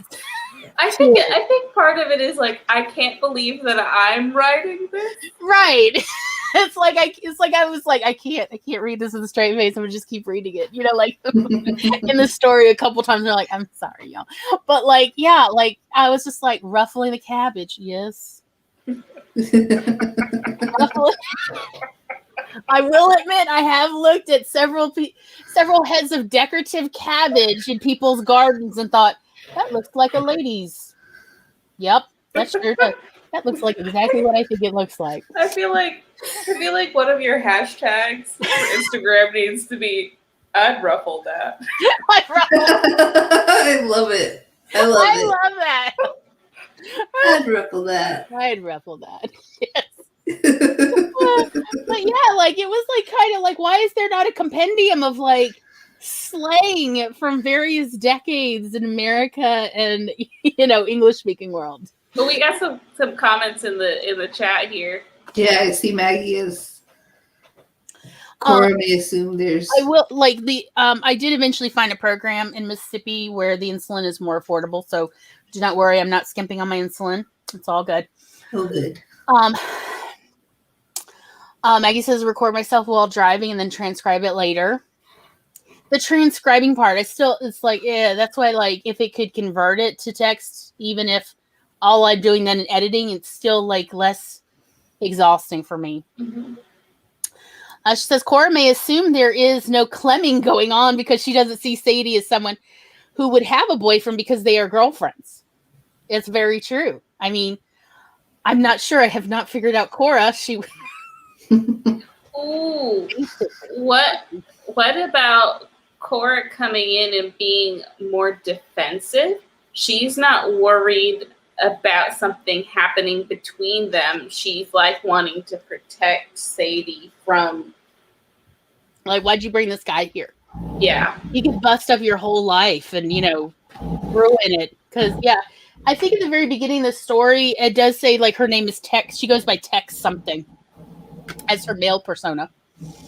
I could see, that Cora would be more down to earth. Like there's this idea, like, or definitely a trope of the sex worker who's I'm just saving up, like from like the movie Trading Places, where Ophelia, the character, Jamie Lee Curtis's character, is like, I've got $40,000 in T-bills earning interest. I figure I've got 3 more years and then I'm done with this, as a sex worker. And so she's got this money. She's got an investment plan, although not a good one because T-bills were not a great idea in the 80s, which I can't not mention every time I watch that movie. But, like that idea of like, I guess, I kind of like the idea of the Jamie Lee Curtis kind of trope as sex worker of, I've got a plan. I'm not doing this forever. This is because she doesn't have a pimp either. I've got 40,000 in Dogecoin. Yes. Like, again, not the best idea you've ever had. Get out now. We appreciate where your heart's at, but no. Right, yeah. Truly I see where you're trying to do good investments, but you're not researching what you need to. Yeah. So, I could see her as more of a down-to-earth character. Genteel erotica.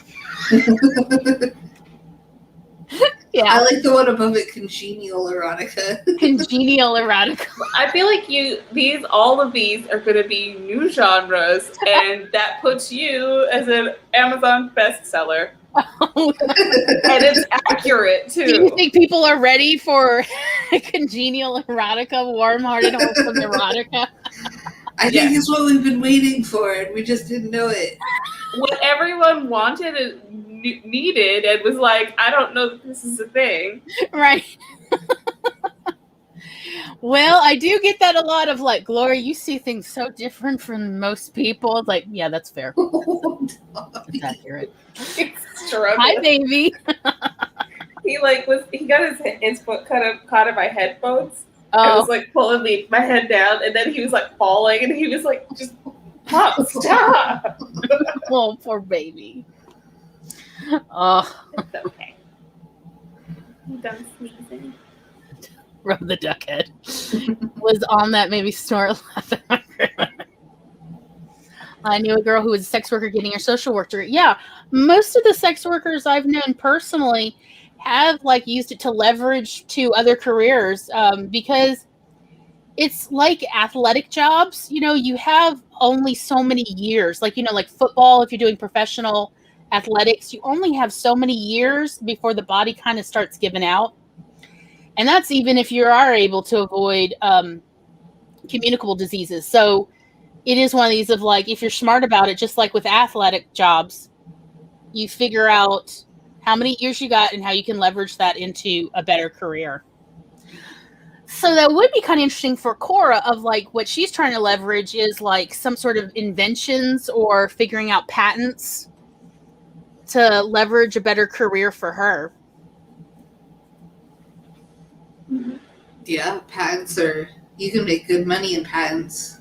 Especially back then. Yeah. Where there was so much to invent. There was so many mechanical things, or let alone in a steampunk type.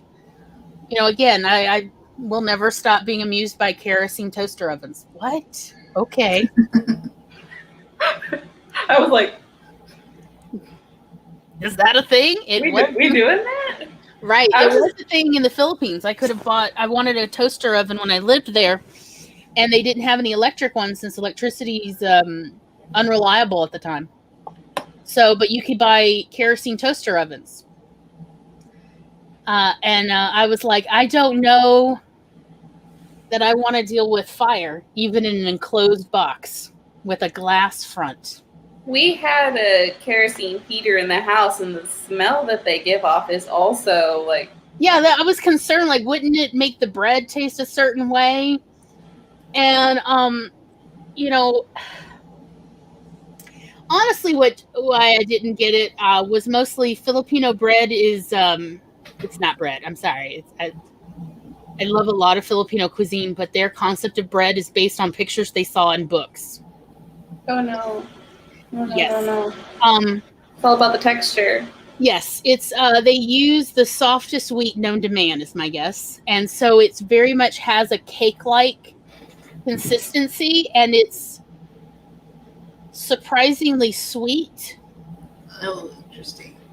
But it's also like so soft and thin that you can't really use it for sandwiches. I don't know. They kind of treat it like a novelty food. You like stack 4 slices together, kind of smush them down, and then make a sandwich. And then it would be all squishy, and the texture we tried, you know, it was just like, this is a night. You can't even grill it because it's so they whip so much air into it, and they use such a soft wheat that it just becomes like it rips apart with sog from just a little bit of butter. Like, I mean, a little bit of butter. It was like, how am I supposed to, it was like trying to make a grilled cheese sandwich with like banana bread. No, banana bread's sturdier. Think about something that's like very, like angel food cake. If you tried to grill cheese with angel food cake and then cheese in the middle, it would not fry well, would it? No, but now I really want a PBJ, so. I realized it is 1:42 for me. Yes, it is quite late for me, but this has been lovely, and thank you so much. Yes. I appreciate this support group meeting. I just looked at myself on the camera. That's what triggered. I was like, "What time is it? I look awful." Why are you saying such nonsense to me? You look at my eyes. I look like I have smoked an entire bowl, and I have not. In fairness, I wish I had not left you forced to look at yourself big. I apologize. It's obviously rather late for me as well. I'm sorry.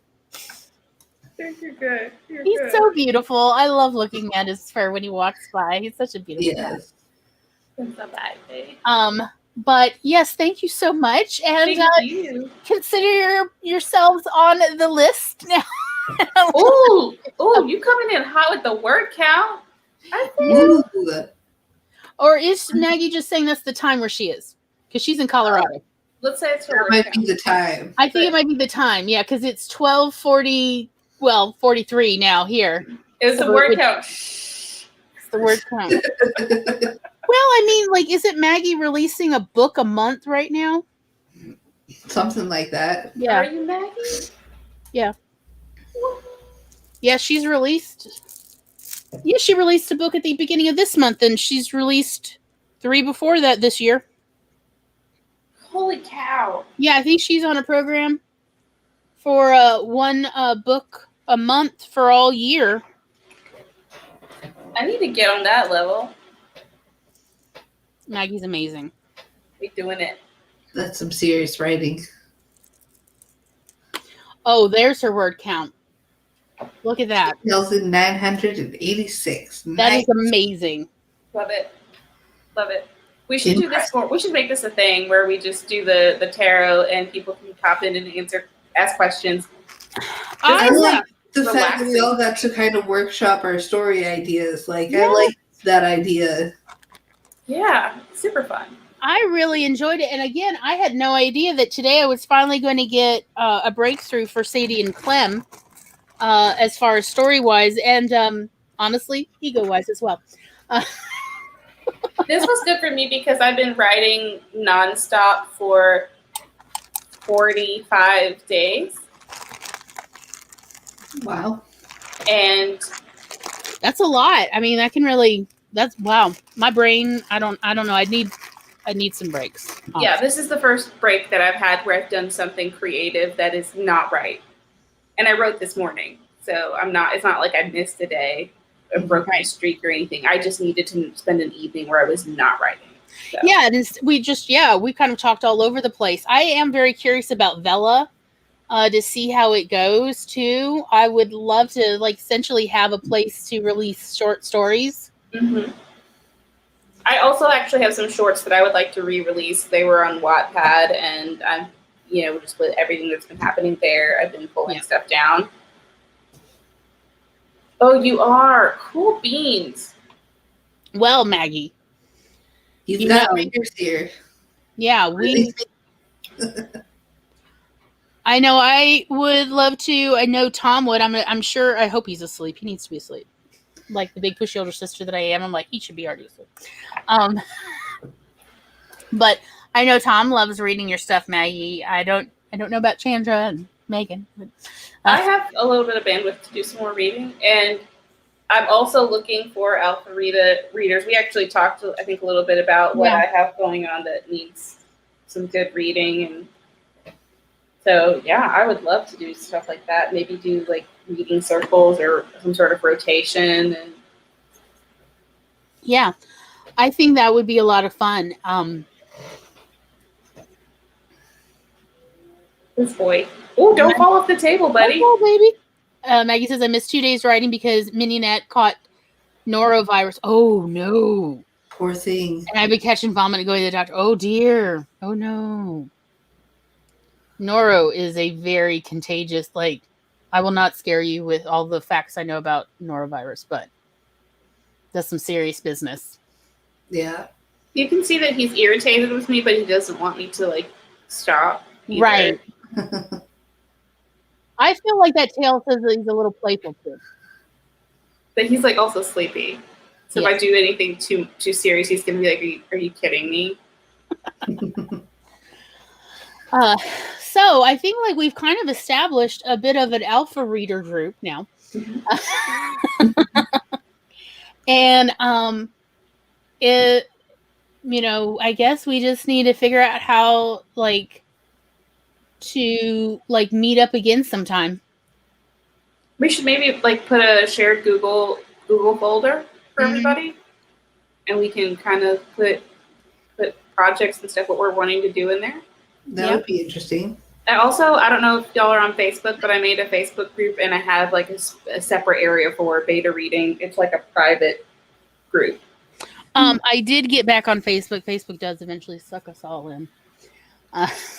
Because, so I am technically on Facebook.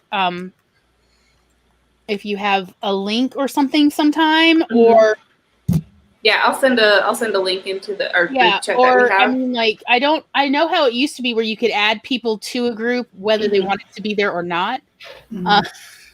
But I will say, as far as I know, I am the only Glory Fink on Facebook. Okay, I'll drop it in the chat and I'll add you, and we can start to go from there. Cool. Nice. I'm excited. Yeah, this is very cool. Yay. Yay! We're gonna do more. I think this would be fun, and thank you again for listening. And I do mean that. If anybody would like me to read stuff, I've always wanted to be a narrator. Yes. So, okay. Well, I'm gonna end broadcast if that's fine with everybody. Sounds good. But because Tom made it, I think I will use the little outro he made because it's so cute. So.